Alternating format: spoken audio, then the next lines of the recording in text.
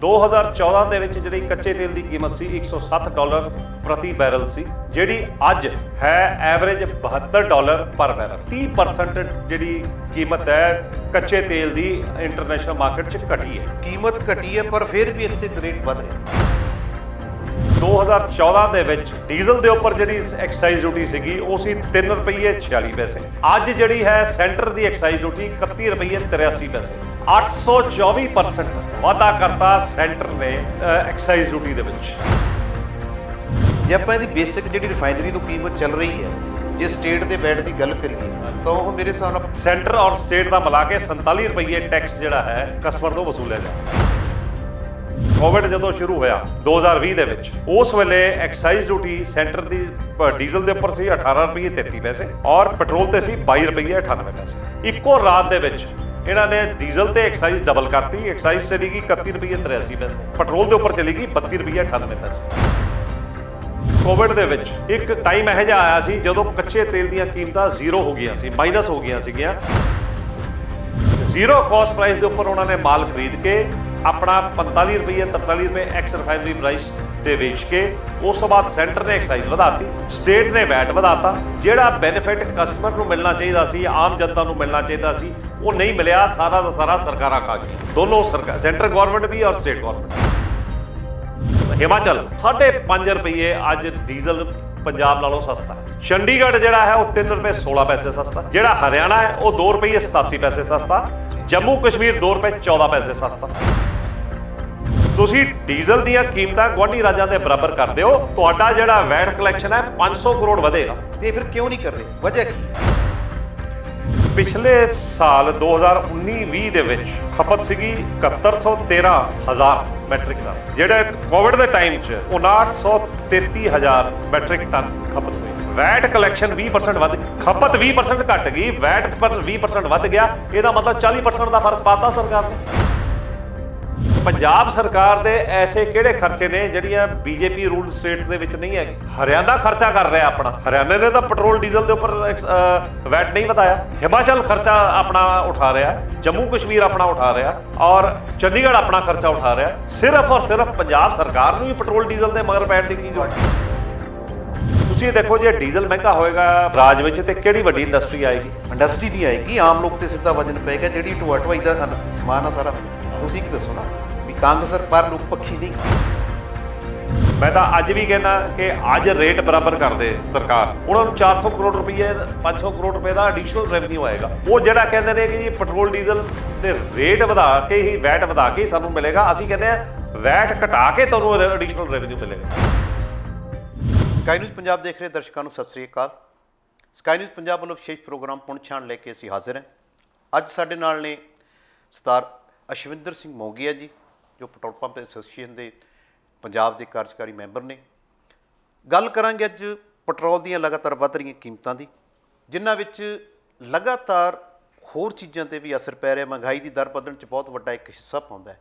ਇਸ ਗੱਲ ਪ੍ਰਤੀ ਜੋ ਇਸ ਕਾਰੋਬਾਰ ਨਾਲ ਜੁੜੇ ਨੇ ਮੋਂਗੀਆ ਸਾਹਿਬ, ਉਹ ਸਾਨੂੰ ਦੱਸਣਗੇ।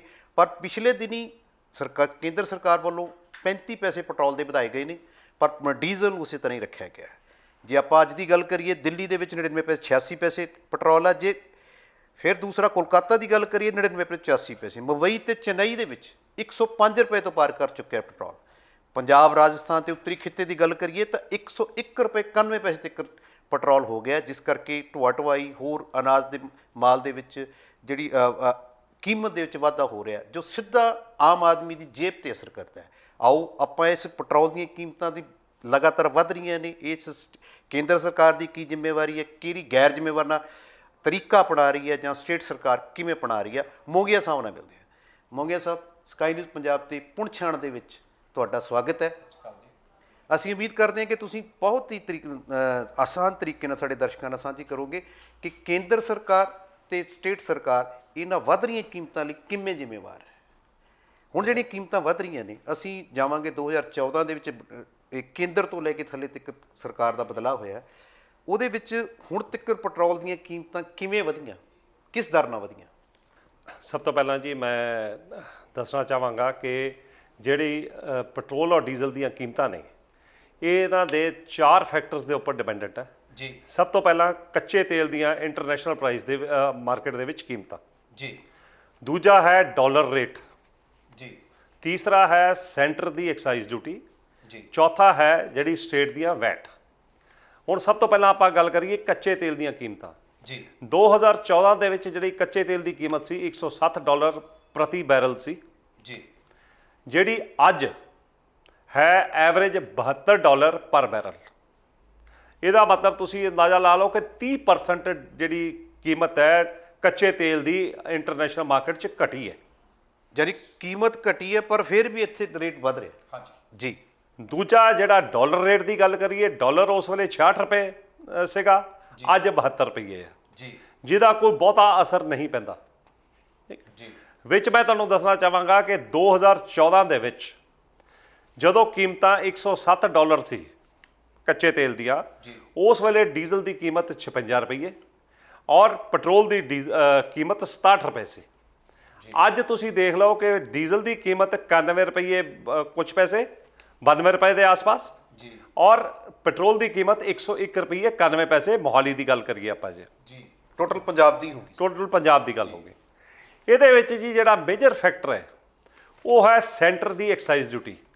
ਇਹ ਮੈਂ ਤੁਹਾਨੂੰ ਦੱਸਣਾ ਚਾਹਾਂਗਾ ਕਿ 2014 ਦੇ ਵਿੱਚ ਡੀਜ਼ਲ ਦੇ ਉੱਪਰ ਜਿਹੜੀ ਐਕਸਾਈਜ਼ ਡਿਊਟੀ ਸੀਗੀ ਉਹ ਸੀ 3 ਰੁਪਏ 46 ਪੈਸੇ। ਜੀ ਅੱਜ ਜਿਹੜੀ ਹੈ ਸੈਂਟਰ ਦੀ ਐਕਸਾਈਜ਼ ਡਿਊਟੀ 31 ਰੁਪਏ 83 ਪੈਸੇ, 824% ਵਾਧਾ ਕਰਤਾ ਸੈਂਟਰ ਨੇ ਐਕਸਾਈਜ਼ ਡਿਊਟੀ ਦੇ ਵਿੱਚ 2014 ਤੋਂ ਲੈ ਕੇ ਅੱਜ ਤੱਕ। ਜੇ ਆਪਾਂ ਪੈਟਰੋਲ ਦੀ ਗੱਲ ਕਰੀਏ, 9 ਰੁਪਏ 20 ਪੈਸੇ ਐਕਸਾਈਜ਼ ਡਿਊਟੀ ਸੀਗੀ 2014 ਚ, ਜੀ ਅੱਜ ਹੈਗੀ ਹੈ 32 ਰੁਪਏ 98 ਪੈਸੇ। ਇਹ ਸਟੇਟ ਗਵਰਨਮੈਂਟ ਨੂੰ ਕਿਵੇਂ ਪ੍ਰਭਾਵਿਤ ਕਰਦੀ ਹੈ? ਜੀ ਇਹ ਤਾਂ ਹੋ ਗਿਆ ਸੈਂਟਰ 'ਚ। ਅੱਛਾ, ਹੁਣ ਹੋਇਆ ਕੀ ਜੀ, ਕੱਚੇ ਤੇਲ ਦੀਆਂ ਕੀਮਤਾਂ, ਉਹਦੇ ਵਿੱਚ ਡਾਲਰ ਦੀ ਪ੍ਰਾਈਸ ਜੁੜ ਗਈ। ਜੀ ਉਸ ਤੋਂ ਬਾਅਦ ਇੱਕ ਰਿਫਾਈਨਿੰਗ ਮਾਰਜਨ ਜਿਹੜੇ ਤੁਹਾਡੀਆਂ ਪਬਲਿਕ ਸੈਕਟਰ ਅੰਡਰਟੇਕਿੰਗਸ ਨੇ, ਇੰਡੀਅਨ ਆਇਲ, HPCL, BPCL, ਜੀ ਪਲੱਸ ਕਾਰਪੋਰੇਟਸ, ਰਿਲਾਇੰਸ ਔਰ ਅਡਾਨੀ, ਜੀ ਇਹ ਇੱਕ ਪ੍ਰੋਸੈਸਿੰਗ ਕਾਸਟ ਫਿਕਸ ਕੀਤੀ ਹੈ ਗਵਰਨਮੈਂਟ ਨੇ ਕਿ ਵੀ ਇੰਨੀ ਉਹਨਾਂ ਨੇ ਲੈਣੀ ਹੈ। ਜੇ ਆਪਾਂ ਗੱਲ ਕਰੀਏ ਅੱਜ ਦੀ ਰੇਟ ਦੀ, ਅੱਜ ਦੀਆਂ ਪ੍ਰਾਈਸਿਸ ਦੇ ਹਿਸਾਬ ਨਾਲ ਬ੍ਰੇਕਅਪ ਦੇ ਵਿੱਚ, ਐਕਸ ਰਿਫਾਈਨਰੀ ਪ੍ਰਾਈਸ ਡੀਜ਼ਲ ਦੀ ਜਿਹੜੀ ਰਿਫਾਈਨਰੀ ਤੋਂ ਚੱਲਦੀ ਹੈ ਉਹ 43 ਰੁਪਏ 50 ਪੈਸੇ। ਜੀ ਯਾਨੀ ਅੱਧ ਦਾ ਫਰਕ ਪੈ ਗਿਆ ਫਿਰ ਤਾਂ। ਉਹਦੇ ਵਿੱਚ ਐਕਸਾਈਜ਼ ਜੋੜ ਲਓ 31 ਰੁਪਏ 83 ਪੈਸੇ, ਜੀ ਔਰ ਡੀਲਰ ਮਾਰਜਨ 1 ਰੁਪਏ 83 ਪੈਸੇ, ਜਿਹੜਾ ਸਟੇਟ ਦਾ ਵੈਟ ਹੈ 15 ਰੁਪਏ 17 ਪੈਸੇ। ਇਹ ਟੋਟਲ ਬਣਾਤਾ ਤੁਹਾਨੂੰ 92 ਰੁਪਏ 33 ਪੈਸੇ। ਜੇ ਆਪਾਂ ਇਹਦੀ ਬੇਸਿਕ ਜਿਹੜੀ ਰਿਫਾਈਨਰੀ ਤੋਂ ਕੀਮਤ ਚੱਲ ਰਹੀ ਹੈ, ਜੇ ਸਟੇਟ ਦੇ ਵੈਟ ਦੀ ਗੱਲ ਕਰੀਏ ਤਾਂ ਉਹ ਮੇਰੇ ਹਿਸਾਬ ਨਾਲ 45 ਰੁਪਏ ਦੀ ਗੱਲ ਕਰਦੇ ਹੋ ਸੀ। ਨਹੀਂ ਜੀ, ਜ਼ਿਆਦਾ ਹੋ ਗਿਆ ਨਾ ਜੀ, 31 ਤੇ ਜਮਾ 15, 47 ਰੁਪਏ ਹੋ ਗਿਆ। 47 ਤੇ ਸੈਂਟਰ ਔਰ ਸਟੇਟ ਦਾ ਮਿਲਾ ਕੇ 47 ਰੁਪਏ ਟੈਕਸ ਜਿਹੜਾ ਹੈ ਉਹ ਆਪਣਾ ਕਸਟਮਰ ਤੋਂ ਵਸੂਲਿਆ ਜਾ ਰਿਹਾ। ਯਾਨੀ 15 ਰੁਪਏ ਸਟੇਟ ਦਾ ਲੱਗਦਾ ਹਾਂ, 16 ਰੁਪਏ ਜੇ ਆਪਾਂ 16 ਰੁਪਏ ਜੇ ਆਪਾਂ ਬੇਸਿਕ ਦੀ ਗੱਲ ਕਰੀਏ, ਜਿਹੜਾ ਤੁਸੀਂ ਕਹਿੰਦੇ ਰਿਫਾਈਨਰੀ ਤੋਂ ਚੱਲਦਾ ਹੈ, ਉਹ 40 ਰੁਪਏ ਹੈ, ਉਹ 43 ਰੁਪਏ 43 ਰੁਪਏ ਹੈ, 16 ਤੀਆ ਯਾਨੀ 33% ਆਪਣਾ ਲੱਗ ਗਿਆ। ਨਹੀਂ ਜੀ, ਇਹਦੀ ਕੈਲਕੂਲੇਸ਼ਨ ਇੱਦਾਂ ਹੁੰਦੀ ਹੈ, ਰਿਫਾਈਨਰੀ ਪ੍ਰਾਈਸ, ਉਹਦੇ ਵਿੱਚ ਐਕਸਾਈਜ਼ ਡਿਊਟੀ ਜੁੜ ਜਾਂਦੀ ਹੈ, ਉਹਦੇ ਡੀਲਰ ਮਾਰਜਨ ਜੁੜ ਜਾਂਦਾ ਹੈ, ਇਹ ਪ੍ਰਾਈਸ ਜਿਹੜੀ ਆ ਕੇ ਉਹ ਸਟੇਟ ਨੂੰ ਪੈਂਦੀ ਹੈ, ਉਹਦੇ ਉੱਪਰ ਟੈਕਸ ਲੱਗਦਾ। ਉਹ ਸਟੇਟ ਦੀ ਵੈਲਿਊ ਕਿੰਨੀ ਬਣ ਗਈ? ਸਟੇਟ ਦੀ ਕੋਈ 14-15 ਰੁਪਏ ਦੇ ਕਰੀਬ ਹੈ। ਇਹਦੀ ਜੇ ਪਰਸੈਂਟੇਜ ਦੇ ਵਿੱਚ ਗੱਲ ਕਰੀਏ ਤੇ 19.56% ਅੱਜ ਦੀ ਡੇਟ 'ਚ ਵੈਟ ਸਟੇਟ ਗਵਰਨਮੈਂਟ ਵਸੂਲ ਰਹੀ ਹੈ ਲੋਕਾਂ ਤੋਂ। ਜੀ ਇਹ ਸਟੇਟ ਗਵਰਨਮੈਂਟ ਦੇ ਅਧਿਕਾਰ ਖੇਤਰ ਹੈਗਾ, ਘਟਾਇਆ ਵੀ ਜਾ ਸਕਦਾ? ਬਿਲਕੁਲ ਘਟਾਇਆ ਜਾ ਸਕਦਾ ਜੀ। ਮੈਂ ਤੁਹਾਨੂੰ ਇਹੀ ਦੱਸਦਾ ਜੀ ਕਿ ਹਾਲਾਤ ਇੱਦਾਂ ਨੇ ਕਿ ਮੈਂ ਤੁਹਾਨੂੰ ਇੱਕ ਹੋਰ ਦੱਸਣਾ ਚਾਹਾਂਗਾ, ਕੋਵਿਡ ਜਦੋਂ ਸ਼ੁਰੂ ਹੋਇਆ ਜੀ 2020 ਦੇ ਵਿੱਚ, ਉਸ ਵੇਲੇ ਐਕਸਾਈਜ਼ ਡਿਊਟੀ ਸੈਂਟਰ ਦੀ ਡੀਜ਼ਲ ਦੇ ਉੱਪਰ ਸੀ 18 ਰੁਪਏ 33 ਪੈਸੇ ਜੀ ਔਰ ਪੈਟਰੋਲ ਤੇ ਸੀ 22 ਰੁਪਏ 98 ਪੈਸੇ। ਜੀ ਇੱਕੋ ਰਾਤ ਦੇ ਵਿੱਚ ਇਹਨਾਂ ਨੇ ਡੀਜ਼ਲ ਤੇ ਐਕਸਾਈਜ਼ ਡਬਲ ਕਰਤੀ, ਐਕਸਾਈਜ਼ ਚਲੀ ਗਈ 31 ਰੁਪਏ 83 ਪੈਸੇ ਜੀ ਔਰ ਐਕਸਾਈਜ਼ ਪੈਟਰੋਲ ਦੇ ਉੱਪਰ ਚਲੀ ਗਈ 32 ਰੁਪਏ 98 ਪੈਸੇ।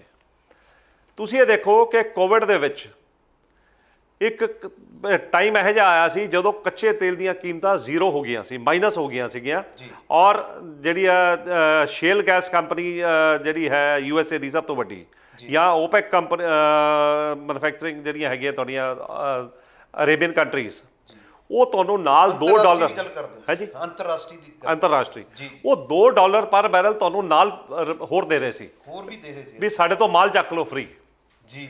ਔਰ ਹਿੰਦੁਸਤਾਨ ਸਰਕਾਰ ਨੇ ਕੀ ਕੀਤਾ ਜੀ, ਜਿੰਨੀਆਂ ਕੰਪਨੀਆਂ ਨੇ ਉਹਨਾਂ ਨੇ ਜਿੰਨੇ ਹਾਈ ਸੀਜ਼ ਦੇ ਉੱਪਰ ਮਾਲ ਸੀਗਾ ਸਾਰੇ ਦੇ ਸਾਰਾ ਖਰੀਦ ਲਿਆ ਜੀ ਉਹਨਾਂ ਦੀ ਜਿਹੜੀ ਕੀਮਤ ਹੈ ਉਹਨਾਂ ਦੀ ਕਾਸਟ ਪ੍ਰਾਈਸ ਹੋ ਗਈ ਜ਼ੀਰੋ ਜੀ ਜ਼ੀਰੋ ਕਾਸਟ ਪ੍ਰਾਈਸ ਦੇ ਉੱਪਰ ਉਹਨਾਂ ਨੇ ਮਾਲ ਖਰੀਦ ਕੇ ਆਪਣਾ 45 ਰੁਪਏ 43 ਰੁਪਏ ਐਕਸ ਰਿਫਾਈਨਰੀ ਪ੍ਰਾਈਸ ਤੇ ਵੇਚ ਕੇ ਉਸ ਤੋਂ ਬਾਅਦ ਸੈਂਟਰ ਨੇ ਐਕਸਾਈਜ਼ ਵਧਾਤੀ ਜੀ ਸਟੇਟ ਨੇ ਵੈਟ ਵਧਾਤਾ ਜਿਹੜਾ ਬੈਨੀਫਿਟ ਕਸਟਮਰ ਨੂੰ ਮਿਲਣਾ ਚਾਹੀਦਾ ਸੀ ਆਮ ਜਨਤਾ ਨੂੰ ਮਿਲਣਾ ਚਾਹੀਦਾ ਸੀ ਉਹ ਨਹੀਂ ਮਿਲਿਆ ਸਾਰਾ ਦਾ ਸਾਰਾ ਸਰਕਾਰਾਂ ਖਾ ਗਈਆਂ ਦੋਨੋਂ ਸਰਕਾਰ ਸੈਂਟਰ ਗਵਰਨਮੈਂਟ ਵੀ ਔਰ ਸਟੇਟ ਗਵਰਨਮੈਂਟ ਯਾਨੀ ਕਿ ਨਾ ਤਾਂ ਸਟੇਟ ਗਵਰਨਮੈਂਟ ਆਮ ਆਦਮੀ ਦੇ ਹੱਕ 'ਚ ਹੈ ਤੇ ਨਾ ਕੇਂਦਰ ਗਵਰਨਮੈਂਟ ਬਿਲਕੁਲ ਜੀ ਇਹ ਫਿਰ ਯਾਨੀ ਕਿ ਕਿਤੇ ਨਾ ਕਿਤੇ ਜਿਹੜੀਆਂ ਸਰਕਾਰਾਂ ਹੁਣ ਵੀ ਚੋਣਾਂ ਆਉਣ ਵਾਲੀਆਂ ਨੇ ਵਾਅਦੇ ਕਰਦੀਆਂ ਨੇ ਅਸੀਂ ਆਹ ਚੀਜ਼ ਘੱਟ ਕਰ ਦਾਂਗੇ ਆ ਜ਼ੀਰੋ ਰੇਟ ਤੇ ਵੀ ਸਾਨੂੰ ਨਹੀਂ ਬਖਸ਼ ਰਹੀਆਂ ਤਾਂ ਜੇ ਰੇਟ ਵੱਧ ਗਏ ਤਾਂ ਬੜਾ ਔਖਾ ਹੋ ਜਾਣਾ ਕੰਮ ਜ਼ੀਰੋ ਰੇਟ ਦੇ ਬਾਵਜੂਦ ਉਹਨਾਂ ਨੇ ਐਕਸਾਈਜ਼ ਵਧਾਤੀ ਜੀ ਐਕਸਾਈਜ਼ ਡਬਲ ਕਰਤੀ ਜਿਹੜਾ ਉਸ ਵੇਲੇ ਆਪਾਂ ਜੇ ਐਸਟੀਮੇਟ ਕਰੀਏ ਅੱਜ ਦੀ ਡੇਟ 'ਚ ਵੀ ਜੇ ਐਕਸਾਈਜ਼ ਰੋਲ ਬੈਕ ਕਰ ਲੈਣ ਜੀ 20 ਤੋਂ 25 ਰੁਪਏ ਡੀਜ਼ਲ ਘੱਟ ਸਕਦਾ 20 ਤੋਂ 25 ਰੁਪਏ ਪੈਟਰੋਲ ਘੱਟ ਸਕਦਾ ਹੁਣ ਗੱਲ ਕਰੀਏ ਆਪਾਂ ਸਟੇਟ ਗਵਰਨਮੈਂਟ ਦੀ ਜੀ ਪੰਜਾਬ ਸਰਕਾਰ ਦਾ ਇਹ ਹਾਲਾਤ ਨੇ ਜੀ ਕਿ ਸਰ ਸੁਖਬੀਰ ਸਿੰਘ ਬਾਦਲ ਦੇ ਟਾਈਮ 'ਚ 2015 ਦੇ ਵਿੱਚ ਜੀ ਪੈਟਰੋਲ ਦਾ ਤਾਂ ਜਿਹੜਾ ਫਰਕ ਹੈ 2001 ਤੋਂ ਚੱਲਿਆ ਆ ਰਿਹਾ ਚੰਡੀਗੜ੍ਹ ਦੇ ਨਾਲ ਤੇ ਡਿਸਪਿਊਟ ਚੱਲਦਾ ਆ ਰਿਹਾ ਜੀ ਲੇਕਿਨ 2015 ਦੇ ਵਿੱਚ ਸਰ ਸੁਖਬੀਰ ਸਿੰਘ ਬਾਦਲ ਨੇ ਡੀਜ਼ਲ ਦੀਆਂ ਪ੍ਰਾਈਸਿਸ ਸਾਰੀਆਂ ਬਰਾਬਰ ਕਰਾਤੀਆਂ ਸੀ ਡੀਜ਼ਲ ਤੇ ਪੈਟਰੋਲ ਸਿਰਫ ਡੀਜ਼ਲ ਦੀਆਂ ਅੱਛਾ ਜੀ ਗੁਆਂਢੀ ਰਾਜਾਂ 'ਚ ਨਾਰਥਰਨ ਸਟੇਟਸ ਹੋ ਗਿਆ ਜੀ ਹਿਮਾਚਲ ਜੰਮੂ ਕਸ਼ਮੀਰ ਪੰਜਾਬ ਹਰਿਆਣਾ ਔਰ ਦਿੱਲੀ ਜੀ ਯਾਨੀ ਨਾਰਥ ਰੀਜਨ ਨਾਰਥਰਨ ਰੀਜਨ ਦੇ ਵਿੱਚ ਪ੍ਰਾਈਸਿਸ ਬਰਾਬਰ ਕਰਾਤੀਆਂ ਸੀ ਠੀਕ ਹੈ ਉਸ ਤੋਂ ਬਾਅਦ ਜਦੋਂ ਇਹਦੇ ਨਾਲ ਕੀ ਫਰਕ ਪੈਂਦਾ ਥੋੜਾ ਰੋਕਣਾ ਚਾਹੁੰਦਾ ਤੁਹਾਨੂੰ ਜੇ ਪ੍ਰਾਈਸ ਬਰਾਬਰ ਹੋ ਗਏ ਫਿਰ ਕੀ ਫਰਕ ਪੈਂਦਾ ਆਮ ਆਦਮੀ ਸਭ ਤੋਂ ਵੱਡੀ ਗੱਲ ਇਹ ਹੈ ਜੀ ਕਿ ਇੱਕ ਕਹਾਵਤ ਹੈ ਕਿ ਓਪਰਚੁਨਿਟੀ ਬਰੀਡਸ ਕਰਪਸ਼ਨ ਜੀ ਜਦੋਂ ਰੇਟ ਡਿਫਰੈਂਸ ਹੋਏਗਾ ਸਮਗਲਿੰਗ ਵਧੇਗੀ ਸਮਗਲਿੰਗ ਮਾਫੀਆ ਪੈਦਾ ਹੋਏਗਾ ਠੀਕ ਹੈ ਉਸ ਵੇਲੇ ਹਾਲਾਤ ਇਹ ਸੀਗੇ ਜਦੋਂ ਰੇਟ ਡਿਫਰੈਂਸ ਹੋਵੇਗਾ ਫਰਜ਼ ਕਰੋ ਹਾਂ ਤੁਸੀਂ ਬਹੁਤ ਪ੍ਰੋਟੈਸਟ ਕੀਤਾ ਵੀ ਰੇਟ ਦੇ ਵਿੱਚ ਐਕਸਾਈਜ਼ ਦਾ ਰੇਟ ਫਰਕ ਹੁੰਦਾ ਤੇ ਪੈਟਰੋਲੀਅਮ ਦਾ ਰੇਟ ਫਰਕ ਹੁੰਦਾ ਚੰਡੀਗੜ੍ਹ ਦਾ ਵੈਟ ਦਾ ਹਾਂਜੀ ਵੈਟ ਜੀ ਐਕਸਾਈਜ਼ ਸੈਂਟਰ ਸਬਜੈਕਟ ਹੈ ਜੀ ਵੈਟ ਜਿਹੜਾ ਉਹ ਸਟੇਟ ਸਬਜੈਕਟ ਹੈ ਜੀ ਆਪਾਂ ਗੱਲ ਕਰ ਰਹੇ ਹਾਂ ਹੁਣ ਸਟੇਟ ਗਵਰਨਮੈਂਟ ਦਾ ਸਟੇਟ ਗਵਰਨਮੈਂਟ ਦਾ ਕੀ ਰੂਲ ਸੀਗਾ ਕਿ ਡੀਜ਼ਲ ਦੇ ਉੱਪਰ ਇਹਨਾਂ ਨੇ ਬਰਾਬਰ ਕਰਤਾ ਕਿਉਂ ਡੀਜ਼ਲ ਦੇ ਵਿੱਚ ਜਿਹੜੀ ਪੰਜਾਬ ਦੀ ਜਿਹੜੀ ਟੋਟਲ ਖਪਤ ਹੈ ਉਹਦੇ ਚ 45% ਜਿਹੜੀ ਖਪਤ ਹੈ ਉਹ ਹੈ ਫਾਰਮਰ ਸੀ ਜੀ ਉਸ ਤੋਂ ਬਾਅਦ 27% 25% ਦੇ ਕਰੀਬ ਹੈ ਟਰਾਂਸਪੋਰਟਰਸ ਜੀ ਇਹ ਹੋ ਗਿਆ 70% ਜੀ 15% ਦੇ ਕਰੀਬ ਇੰਡਸਟਰੀ ਕੰਜ਼ਿਊਮ ਕਰਦੀ ਹੈ 15 ਤੋਂ 20% ਜਿਹੜਾ 10 ਤੋਂ 15% ਬਚ ਗਿਆ ਜੀ ਉਹ ਹੈ ਆਮ ਜਨਤਾ ਜਿਹੜਾ ਆਪਾਂ ਰਿਟੇਲ ਕੰਜ਼ਿਊਮਰ ਕਹਿ ਰਹੇ ਵੀ ਆਪਾਂ ਆਪਣੀਆਂ ਗੱਡੀਆਂ 'ਚ ਡੀਜ਼ਲ ਪਵਾਇਆ ਜਾਂ ਕੁਝ ਕਰਵਾਇਆ ਇਹਦਾ ਮਤਲਬ ਜਦੋਂ ਡੀਜ਼ਲ ਦੀ ਕੀਮਤ ਪੰਜਾਬ 'ਚ ਵੱਧਦੀ ਹੈ ਜੀ ਸਾਰੇ ਦੇ ਸਾਰੇ ਵਰਗਾਂ ਨੂੰ ਫਰਕ ਪੈਂਦਾ ਸਭ ਤੋਂ ਪਹਿਲਾਂ ਫਾਰਮਰਸ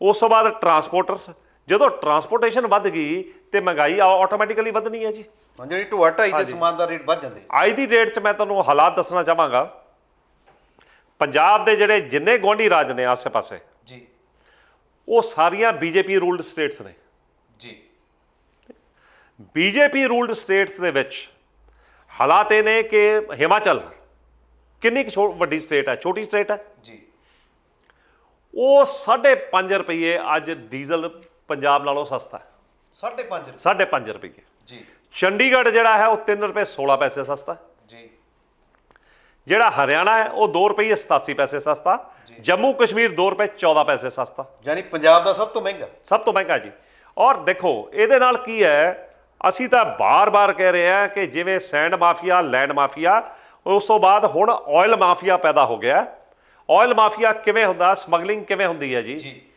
ਸਮਗਲਿੰਗ ਦੋ ਤਰ੍ਹਾਂ ਦੀ ਹੈ ਇੱਕ ਆਪਾਂ ਗੱਲ ਕਰੀਏ ਲੀਗਲ ਸਮਗਲਿੰਗ ਦੂਸਰੀ ਹੈ ਇਲੀਗਲ ਸਮਗਲਿੰਗ ਜੀ ਲੀਗਲ ਸਮਗਲਿੰਗ ਦਾ ਮਤਲਬ ਇਹ ਹੈ ਕਿ ਜਿੰਨੇ ਹਿਮਾਚਲ ਦੇ ਨਾਲ ਲੱਗਦੇ ਆਪਣਾ ਪਿੰਡ ਨੇ ਪੰਜਾਬ ਦੇ ਉਹ ਜਿਹੜਾ ਫਾਰਮਰ ਹੈ ਉਹ ਹਿਮਾਚਲ ਜਾਏਗਾ ਉन्नत ਚਲਾ ਜਾਏਗਾ ਹਮੀਰਪੁਰ ਚਲਾ ਗਿਆ ਨਾਲਾਗੜ੍ਹ ਚਲਾ ਗਿਆ ਉੱਥੋਂ ਆਪਣਾ ਡੀਜ਼ਲ ਦੇ 10 ਡਰਮ ਭਰਵਾ ਕੇ ਲਿਆਇਆ ਜੀ ਇਹ ਤਾਂ ਉਹਦੀ ਆਪਣੀ ਖਪਤ ਵਾਸਤੇ ਇਹ ਤਾਂ ਹੈ ਲੀਗਲ ਹੁਣ ਇਲੀਗਲ ਕਿਵੇਂ ਹੁੰਦੀ ਹੈ ਫਸਟ ਕਰੋ ਤੁਹਾਡੀ ਲੁਧਿਆਣੇ ਫੈਕਟਰੀ ਹੈ ਜੀ ਤੁਹਾਡੀਆਂ ਮਹੀਨੇ 'ਚ 10 ਗੱਡੀਆਂ ਲੱਗਦੀਆਂ ਨੇ ਡੀਜ਼ਲ ਦੀਆਂ ਜੀ ਇੱਕ ਗੱਡੀ ਦੇ ਵਿੱਚ 12000 ਲੀਟਰ ਆਉਂਦਾ ਹੈ ਜੀ 5.5 ਰੁਪਏ ਦਾ ਫਰਕ ਪੈ ਗਿਆ ਜੀ ਡੀਜ਼ਲ ਦਾ ਤੁਸੀਂ ਹਿਮਾਚਲ ਤੋਂ ਲਿਆਓਗੇ ਗੱਡੀ ਹਿਮਾਚਲ ਤੋਂ ਪੂਰੀ 12000 ਦੇ 12 60 ਤੇ 66000 ਰੁਪਏ ਦਾ ਫਰਕ ਪੈ ਗਿਆ ਤੁਸੀਂ 10 ਗੱਡੀਆਂ ਲਈਆਂ ਤੁਹਾਨੂੰ 6.5 ਲੱਖ ਰੁਪਏ ਦਾ ਬਚ ਗਿਆ ਜੀ ਇਹ ਸਮਗਲਿੰਗ ਹੋ ਗਈ ਜੀ ਇਹ ਸਮਗਲਿੰਗ ਨੂੰ ਸਪੋਰਟ ਤਾਂ ਫਿਰ ਪੋਲੀਟੀਕਲ ਹੋਏਗੀ ਸਰ ਪੋਲੀਟੀਕਲ ਦੇਖੋ ਸਭ ਨੂੰ ਪਤਾ ਹੈ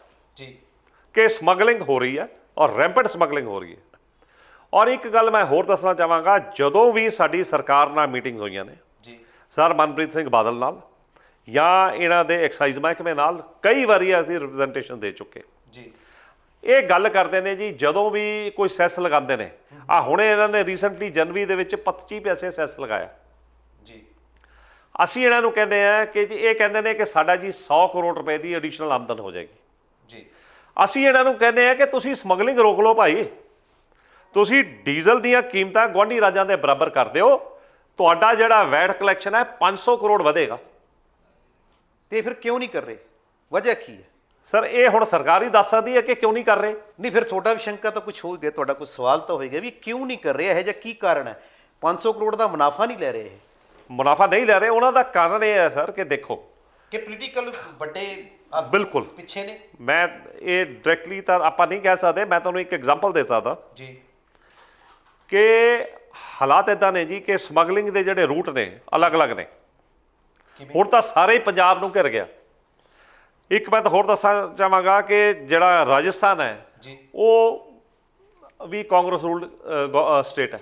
ਜੀ ਰਾਜਸਥਾਨ ਦੇ ਵਿੱਚ 9 ਰੁਪਏ 58 ਪੈਸੇ ਡੀਜ਼ਲ ਮਹਿੰਗਾ ਹੈ ਪੰਜਾਬ ਨਾਲੋਂ ਵੀ। ਡੀਜ਼ਲ ਮਹਿੰਗਾ? ਹਾਂਜੀ। ਅੱਛਾ ਜੀ। ਬਠਿੰਡੇ ਤੋਂ ਗੱਡੀ ਭਰਦੀ ਹੈ ਰਿਫਾਈਨਰੀ ਤੋਂ। ਜੀ ਰੂਟ ਹੈਗਾ ਜੀ ਬਠਿੰਡਾ, ਡੱਬ ਵਾਲੀ, ਗੁਮਜਾਲ ਔਰ ਉਸ ਤੋਂ ਬਾਅਦ ਹਨੂੰਮਾਨਗੜ੍ਹ। ਜੀ ਹੈਗਾ ਹਨੂੰਮਾਨਗੜ੍ਹ, ਠੀਕ ਹੈ। ਪੂਰੇ ਰੂਟ ਦੇ ਵਿੱਚ ਗੱਡੀ, ਇੱਕ ਜਿਹੜਾ ਡੀਲਰ ਹੈ ਜੀ ਜਾਂ ਵਪਾਰੀ ਹੈ ਕੋਈ ਵੀ, ਉਹਨੇ ਇੱਕ ਗੱਡੀ ਪਾਰ ਕਰਤੀ, ਉਹਨੂੰ 1,20,000 ਰੁਪਏ ਬਚ ਗਿਆ ਜੀ। ਜੀ ਵਾਪਸੀ ਤੇ ਡੱਬ ਵਾਲੀ ਹਰਿਆਣੇ ਜਾਂਦਾ। ਹਾਂਜੀ। ਹਰਿਆਣੇ ਦੇ ਵਿੱਚ ਪੈਟਰੋਲ ਸਾਡੇ ਨਾਲੋਂ 5.5 ਰੁਪਏ ਸਸਤਾ, ਉਹ ਪੈਟਰੋਲ ਭਰ ਕੇ ਲਿਆਂਦਾ। ਵੀ ਆਉਣ ਜਾਣ ਦੋਨੇ ਪਾਸੇ ਪ੍ਰੋਫਿਟ। ਦੋਨੋਂ ਪਾਸੇ ਪ੍ਰੋਫਿਟ ਹੈ। ਇੱਦਾਂ ਹੀ ਜੀ ਹਿਮਾਚਲ ਦੀ ਸਾਈਡ ਤੇ ਆਪਾਂ ਗੱਲ ਕਰੀਏ, ਹਿਮਾਚਲ ਹੁਸ਼ਿਆਰਪੁਰ ਸਾਰੀ ਜਿੰਨੀ ਬੈਲਟ ਹੈ, ਜੀ ਔਰ ਇਧਰ ਰੋਪੜ ਬੈਲਟ, ਰੋਪੜ ਬੈਲਟ ਦੇ ਵਿੱਚ ਸਮਗਲਿੰਗ ਰੈਂਪੈਂਟ ਹੋ ਰਹੀ ਹੈ। ਗੱਡੀਆਂ ਜਿਹੜੀਆਂ ਨੇ ਲੁਧਿਆਣਾ, ਜਲੰਧਰ, ਅੰਮ੍ਰਿਤਸਰ ਤੱਕ ਆ ਰਹੀਆਂ ਨੇ। ਜੀ ਠੀਕ ਹੈ। ਮੈਂ ਇਹ ਪੁੱਛਣਾ ਚਾਹਾਂਗਾ ਕਿ ਦੇਖੋ ਅਸੀਂ ਗੱਲ ਕਰਦੇ ਹਾਂ ਵੈਟ ਕਲੈਕਸ਼ਨ ਦੀ। ਹੁਣ ਵੈਟ ਕਲੈਕਸ਼ਨ, ਵੈਟ ਤੁਸੀਂ ਪੰਜਾਬ ਸਰਕਾਰ ਨੇ ਪਰਸੈਂਟੇਜ ਤੇ ਫਿਕਸ ਕਰਤਾ। ਜੀ ਜਦੋਂ ਵੀ ਸਾਡੀ ਉਹਨਾਂ ਨਾਲ ਮੀਟਿੰਗ ਹੁੰਦੀ ਹੈ, ਉਹ ਜਦੋਂ ਐਕਸਾਈਜ਼ ਮਹਿਕਮੇ ਨੂੰ ਇਹ ਸਾਡਾ ਭੇਜਦੇ ਨੇ ਕਿ ਵੀ ਇਹ 'ਤੇ ਤਹਿਕੀਕਾਤ ਕਰੋ, ਜੀ ਐਕਸਾਈਜ਼ ਮਹਿਕਮਾ ਇੱਕ ਨੋਟ ਲਿਖ ਕੇ ਭੇਜ ਦਿੰਦਾ ਕਿ ਜੀ ਸਾਡੀ ਵੈਟ ਕਲੈਕਸ਼ਨ ਪਿਛਲੇ ਸਾਲ ਨਾਲੋਂ 2% ਜਾਂ 3% ਵੱਧ ਗਈ ਹੈ। ਉਹ ਵਧਣ ਦੇ ਕਾਰਨ ਨਹੀਂ ਦੱਸਦਾ।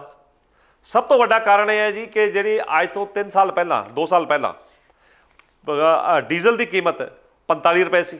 ਜੀ ਜਿਹੜਾ ਵੈਟ ਲੱਗ ਰਿਹਾ ਸੀ ਉਹ 45 ਰੁਪਏ ਤੇ ਲੱਗ ਰਿਹਾ ਸੀਗਾ। ਅੱਜ 92 ਰੁਪਏ ਹੋ ਗਈ ਤੇ 92 ਰੁਪਏ ਤੇ ਵੈਟ ਲੱਗਣਾ। VAT is in percentage. ਜੇ 45 ਦਾ ਰੁਪਏ ਦਾ 20% ਲਗਾਓ ਤੁਸੀਂ, 19%, ਤੇ ਉਹ ਬਣਦਾ 9 ਰੁਪਏ। ਜੇ 92 ਰੁਪਏ ਦਾ ਤੁਸੀਂ ਲਗਾਓ 20%, ਉਹ ਬਣਦਾ 18 ਰੁਪਏ। ਐਕਸਾਈਜ਼ ਕਲੈਕਸ਼ਨ ਤਾਂ ਡਬਲ ਹੋ ਗਈ, ਬਟ ਇਨ ਟਰਮਸ ਆਫ ਲੀਟਰਸ, ਲੀਟਰਾਂ ਦੇ ਵਿੱਚ ਜੀ ਤੁਹਾਡੀ ਖਪਤ ਅੱਧੀ ਹੋ ਗਈ। ਖਪਤ ਅੱਧੀ ਹੋ ਗਈ ਤੁਹਾਡੀ, ਜਿਹੜੀ ਉਹ ਵੈਟ ਕਲੈਕਸ਼ਨ ਵੱਧ ਗਈ। ਵੈਟ ਕਲੈਕਸ਼ਨ ਵੱਧ ਗਈ, ਯਾਨੀ ਕਿ ਜਿਹੜੇ ਟੈਕਨੀਕਲ ਨੁਕਤੇ ਵਰਤ ਕੇ ਸਰਕਾਰ ਗੁੰਮਰਾਹ ਕਰ ਰਹੀ ਹੈ। ਗੁੰਮਰਾਹ ਕਰ ਰਹੇ ਨੇ, ਐਕਸਾਈਜ਼ ਮਹਿਕਮਾ ਗੁੰਮਰਾਹ ਕਰ ਰਿਹਾ ਜੀ। 100% ਐਕਸਾਈਜ਼ ਮਹਿਕਮਾ ਗੁੰਮਰਾਹ ਕਰ ਰਿਹਾ। ਵੀ ਸਰਕਾਰ ਦੇ ਅੰਡਰ ਹੀ ਐਕਸਾਈਜ਼ ਮਹਿਕਮਾ। ਬਿਲਕੁਲ। ਯਾਨੀ ਕਿ ਜਿਹੜੇ ਕੁਝ ਵੱਡੇ ਆਗੂ ਨੇ ਉਹਨਾਂ ਦੀ ਪੁਸ਼ਤ ਪਨਾਹੀ ਦੇ ਵਿੱਚ ਚੱਲ ਰਿਹਾ ਕੰਮ ਇਹ। ਹੋ ਸਕਦਾ ਜੀ, ਹੋ ਸਕਦਾ। ਅਸੀਂ ਇਹਦੇ ਬਾਰੇ ਕੁਝ ਡਾਇਰੈਕਟਲੀ ਨਹੀਂ ਕਹਿ ਤੁਸੀਂ ਸਕਦੇ। ਸਿੱਧਾ ਦੋਸ਼ ਨਹੀਂ ਲਾ ਸਕਦੇ। ਜੇ ਤੁਸੀਂ ਇਹ ਟੈਕਨੀਕਲ ਨੁਕਤੇ ਤੁਹਾਡੇ ਵਿੱਚੋਂ ਸਾਹਮਣੇ ਆ ਰਹੇ ਨੇ, ਉਹਦੇ ਚ ਸਰ ਅਸੀਂ ਤਾਂ ਇਹਨਾਂ ਨੂੰ ਇੱਥੇ ਤੱਕ ਆਫਰ ਦਿੱਤੀ ਹੈ। ਦੇਖੋ ਜੀ ਕਿਵੇਂ ਹੁੰਦਾ, ਮੈਂ ਦੱਸਦਾ।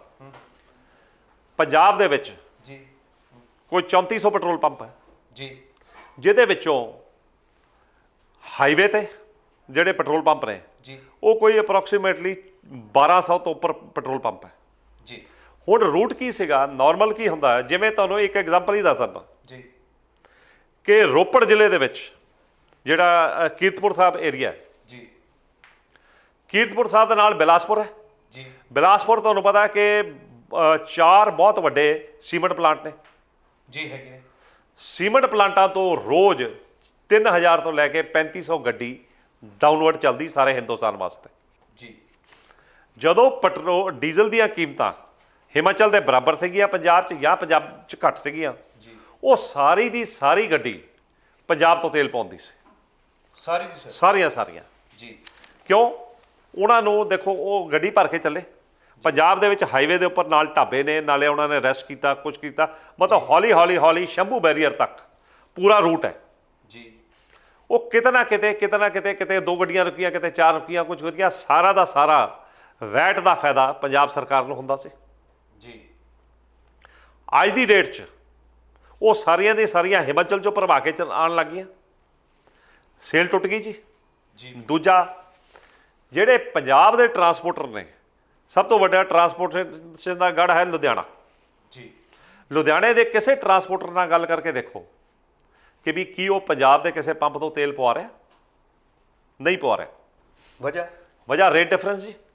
ਭਾਜੀ ਮੇਰੀ ਗੱਲ ਸੁਣੋ, ਹੁਣ ਜਿਹੜੇ ਰੇਟ ਬਰਾਬਰ ਕਰਨੇ ਹੁੰਦੇ ਸਰ, ਇਹ ਸੈਂਟਰ ਗਵਰਨਮੈਂਟ ਦੇ ਅੰਡਰ ਆਉਂਦਾ ਜਾਂ ਸਟੇਟਾਂ ਦੇ ਆਪਸ ਵਿੱਚ ਤਾਲਮੇਲ ਹੁੰਦਾ? ਦੇਖੋ ਸਰ, ਇਦਾਂ ਹੈ, ਜਿਹੜੀ ਸੈਂਟਰ ਨੇ ਮਾਰ ਮਾਰੀ ਹੈ ਉਹ ਸਾਰੀਆਂ ਸਟੇਟਾਂ ਨੂੰ ਬਰਾਬਰ ਮਾਰੀ ਹੈ ਜੀ। ਰਿਫਾਈਨਰੀ ਦੀ ਪ੍ਰਾਈਸ ਵੀ ਫਿਕਸਡ ਹੈ ਜੀ, ਔਰ ਜਿਹੜੀ ਵੈਟ ਆਪਣਾ ਐਕਸਾਈਜ਼ ਡਿਊਟੀ ਹੈ ਉਹ ਵੀ ਫਿਕਸ ਹੈ ਜੀ। ਉਹਦੇ 'ਚ ਕੋਈ ਅੰਤਰ ਨਹੀਂ। ਹਰ ਸਟੇਟ ਨੂੰ ਇੱਕ ਪਾਰਟਿਕੂਲਰ ਪ੍ਰਾਈਸ ਦੇ ਉੱਪਰ ਉਹਨਾਂ ਨੂੰ ਤੇਲ ਦੇ ਰਹੀ ਹੈ ਸੈਂਟਰ ਗਵਰਨਮੈਂਟ ਜੀ। ਬਾਕੀ ਜਿੰਨਾ ਡਿਫਰੈਂਸ ਆ ਰਿਹਾ, ਰੇਟ ਡਿਫਰੈਂਸ ਆ ਰਿਹਾ, ਇਹ ਸਿਰਫ ਔਰ ਸਿਰਫ ਵੈਟ ਦੇ ਕਾਰਨ ਆ ਰਿਹਾ, ਸਟੇਟ ਟੈਕਸਸ ਦੇ ਕਾਰਨ। ਯਾਨੀ ਸਟੇਟ ਦੀ ਆਪ ਦੀ ਜਿਹੜੀ ਅਧਿਕਾਰ ਖੇਤਰ ਚੀਜ਼ਾਂ ਆਉਂਦੀਆਂ ਉਹੀ ਉੱਪਰ ਥੱਲੇ ਹੋ ਰਹੀਆਂ। ਬਿਲਕੁਲ। ਇਹ ਬਰਾਬਰ ਵੀ ਹੋ ਸਕਦੀਆਂ ਜੇ ਲੋਕਾਂ ਦਾ ਭਲਾ ਚਾਹੋ। ਬਰਾਬਰ ਹੋਇਆ ਸੀ ਨਾ ਜੀ। ਤੁਸੀਂ ਇਹ ਦੇਖੋ 2015 ਦੇ ਵਿੱਚ ਸਰ ਸੁਖਬੀਰ ਸਿੰਘ ਬਾਦਲ ਨੇ ਬਰਾਬਰ ਕੀਤਾ ਸੀਗਾ। ਕਰਨ ਤੋਂ ਬਾਅਦ ਤੁਹਾਡੀਆਂ ਵੈਟ ਕਲੈਕਸ਼ਨਸ 2016 2017 ਦੀਆਂ ਕਲੈਕਸ਼ਨ ਦੇਖੋ, ਵੈਟ ਕਲੈਕਸ਼ਨਸ ਵਧੀਆ ਨੇ। ਚਲੋ ਇਹ ਗੱਲ ਤੁਸੀਂ ਮੰਨਦੇ ਹੋ ਵੀ ਜਾਣੀ ਕਿ ਸੁਖਬੀਰ ਸਿੰਘ ਬਾਦਲ ਦੀ ਅਕਾਲੀ ਦਲ ਸਰਕਾਰ ਨੇ ਇਸ ਚੀਜ਼ 'ਤੇ ਸੋਚਿਆ ਸੀਗਾ ਉਹ ਬਰਾਬਰ ਕਰ ਡੀਜ਼ਲ ਬਾਰੇ। ਅੱਛਾ, ਹੁਣ ਇਹ ਦੱਸੋ ਵੀ ਜਿਹੜੀ ਹੁਣ ਸਰਕਾਰ ਦੇ ਵਿੱਚ ਜਿਹੜੀ ਖਪਤ ਦੇ ਵਿੱਚ ਕਿੱਥੇ ਫਰਕ ਆਈ ਹੈ? ਆਮ ਲੋਕਾਂ ਨੂੰ ਕੀ ਫਰਕ ਪਿਆ, ਜਾਂ ਜਿਹੜੇ ਕਾਰੋਬਾਰੀ ਨੇ ਇਹਦੇ ਨਾਲ ਜੁੜੇ ਹੋਏ ਨੇ ਉਹਨਾਂ ਦਾ ਕੀ ਫਰਕ ਪਿਆ? ਦੇਖੋ ਜੀ, ਕਾਰੋਬਾਰੀ ਦਾ ਤਾਂ ਇਹ ਹਾਲ ਹੈ ਜੀ ਕਿ ਬਿਜਲੀ ਆ ਨਹੀਂ ਰਹੀ, ਸਭ ਕੁਝ ਉਹ ਡੀਜ਼ਲ ਤੇ ਡਿਪੈਂਡੈਂਟ ਨੇ ਜੀ। ਡੀਜ਼ਲ ਉਹ ਪੰਜਾਬ ਤੋਂ ਲੈ ਨਹੀਂ ਰਹੇ, ਮਤਲਬ ਸਰਕਾਰ ਨੂੰ ਤਾਂ ਹਰ ਪਾਸਿਓਂ ਨੁਕਸਾਨ ਹੈ ਜੀ। ਹੁਣ ਤੁਸੀਂ ਮੋਹਾਲੀ ਜ਼ਿਲ੍ਹੇ ਦਾ ਹੀ ਲੈ ਲਓ ਜੀ। ਮੋਹਾਲੀ ਜ਼ਿਲ੍ਹਾ, ਰੋਪੜ ਜ਼ਿਲ੍ਹੇ ਦੀ ਜਿੰਨੀ ਇੰਡਸਟਰੀ ਹੈ ਜੀ, ਉਹ ਸਾਰੀ ਦੀ ਸਾਰੀ ਡੀਜ਼ਲ ਤੇ ਚੱਲ ਰਹੀ ਹੈ, ਕਿਉਂਕਿ ਪਾਵਰ ਨਹੀਂ ਆ ਰਹੀ ਜੀ। ਵੈਸੇ ਵੀ ਇਹਨਾਂ ਨੇ ਕਹਿਤਾ ਕਿ 2 ਜਾਂ 3 ਦਿਨ ਦਾ ਕੱਟ ਲਗਾਉਣਾ ਸੀ ਜੀ। ਔਰ ਪੀਕ ਲੋਡ ਰਿਸਟ੍ਰਿਕਸ਼ਨ ਸ਼ੁਰੂ ਹੋ ਗਈਆਂ ਨੇ।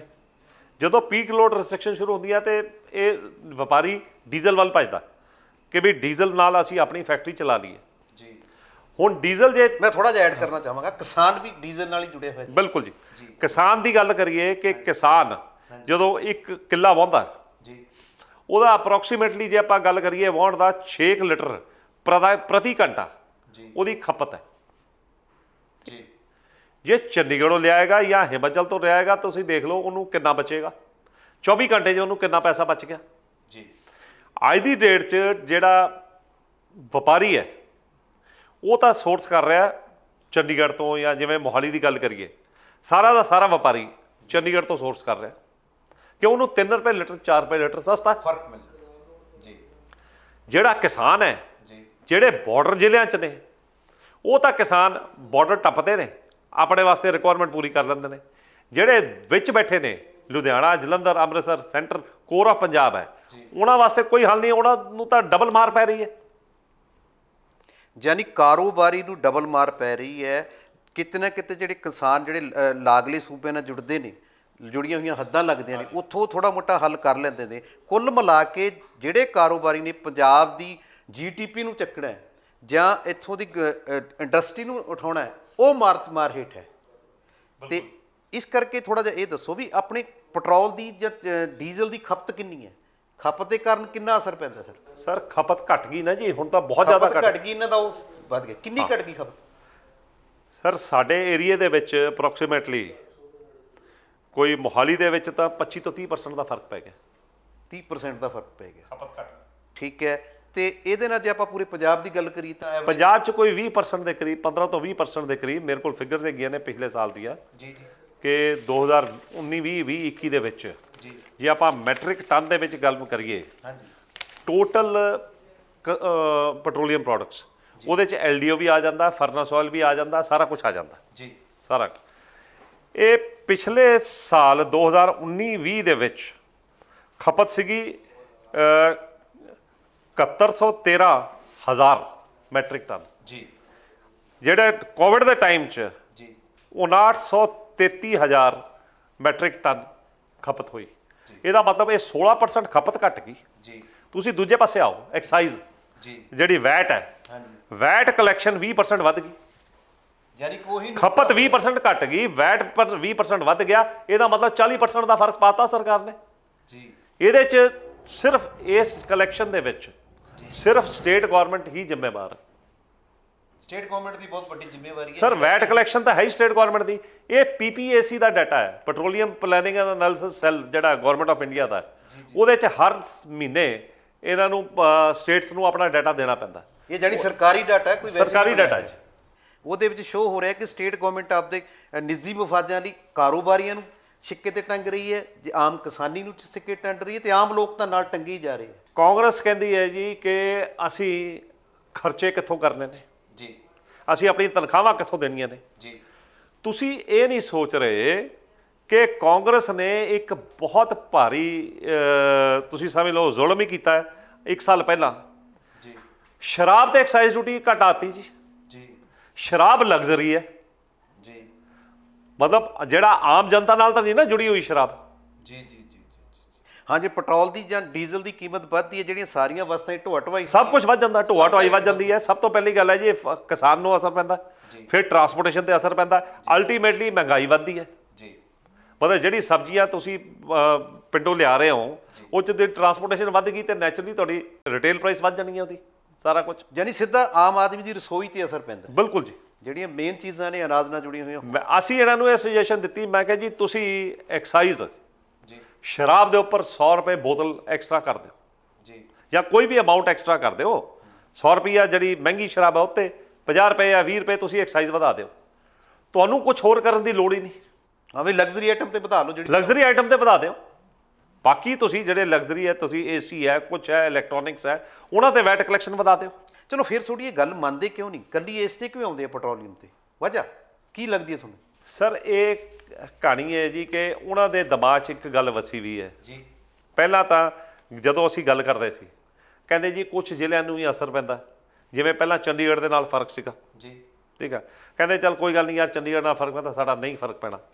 ਅੱਜ ਹਾਲਾਤ ਦੇਖੋ ਭਾਈ ਸਾਹਿਬ ਕਿ ਜੇ ਮੈਂ ਇੱਕ ਹੋਰ ਪੁੱਛਦਾ ਕਿ ਪੰਜਾਬ ਸਰਕਾਰ ਦੇ ਐਸੇ ਕਿਹੜੇ ਖਰਚੇ ਨੇ ਜਿਹੜੀਆਂ BJP ਰੂਲਡ ਸਟੇਟਸ ਦੇ ਵਿੱਚ ਨਹੀਂ ਹੈਗੇ। ਜੀ ਹਰਿਆਣਾ ਖਰਚਾ ਕਰ ਰਿਹਾ ਆਪਣਾ, ਹਰਿਆਣੇ ਨੇ ਤਾਂ ਪੈਟਰੋਲ ਡੀਜ਼ਲ ਦੇ ਉੱਪਰ ਵੈਟ ਨਹੀਂ ਵਧਾਇਆ। ਜੀ ਹਿਮਾਚਲ ਖਰਚਾ ਆਪਣਾ ਉਠਾ ਰਿਹਾ, ਜੰਮੂ ਕਸ਼ਮੀਰ ਆਪਣਾ ਉਠਾ ਰਿਹਾ, ਔਰ ਚੰਡੀਗੜ੍ਹ ਆਪਣਾ ਖਰਚਾ ਉਠਾ ਰਿਹਾ। ਸਿਰਫ ਔਰ ਸਿਰਫ ਪੰਜਾਬ ਸਰਕਾਰ ਨੂੰ ਹੀ ਪੈਟਰੋਲ ਡੀਜ਼ਲ ਦੇ ਮਗਰ ਪੈਣ ਦੀ। ਤੁਹਾਡੀ ਗੱਲ ਇੱਕ ਗੱਲ ਵੱਲ ਇਸ਼ਾਰਾ ਕਰਦੀ ਹੈ ਕਿ ਜਿਵੇਂ ਰੇਤ ਮਾਫੀਆ ਦੀ ਗੱਲ ਹੋ ਰਹੀ ਹੈ, ਸ਼ਰਾਬ ਮਾਫੀਆ ਦੀ ਗੱਲ ਹੋ ਰਹੀ ਹੈ, ਨਸ਼ਾ ਮਾਫੀਆ ਦੀ ਗੱਲ ਹੋ ਰਹੀ ਹੈ, ਕਿਤੇ ਨਾ ਕਿਤੇ ਆਇਲ ਮਾਫੀਆ ਵੀ ਹਜੇ ਲੋਕਾਂ ਦੀ ਨਜ਼ਰ 'ਚ ਨਹੀਂ ਆਇਆ, ਪਰ ਉੱਥੇ ਇੱਕ ਬਹੁਤ ਵੱਡਾ। ਸਰ ਆਇਲ ਮਾਫੀਆ ਸਭ ਨੂੰ ਸਰਕਾਰ ਨੂੰ ਪਤਾ ਹੈ, ਬਹੁਤ ਜ਼ਿਆਦਾ ਰੈਂਪੈਂਟ ਸਮਗਲਿੰਗ ਹੋ ਰਹੀ ਹੈ ਔਰ ਹੁਣ ਚਾਰੋਂ ਪਾਸੇ ਸਮਗਲਿੰਗ ਹੋ ਰਹੀ ਹੈ।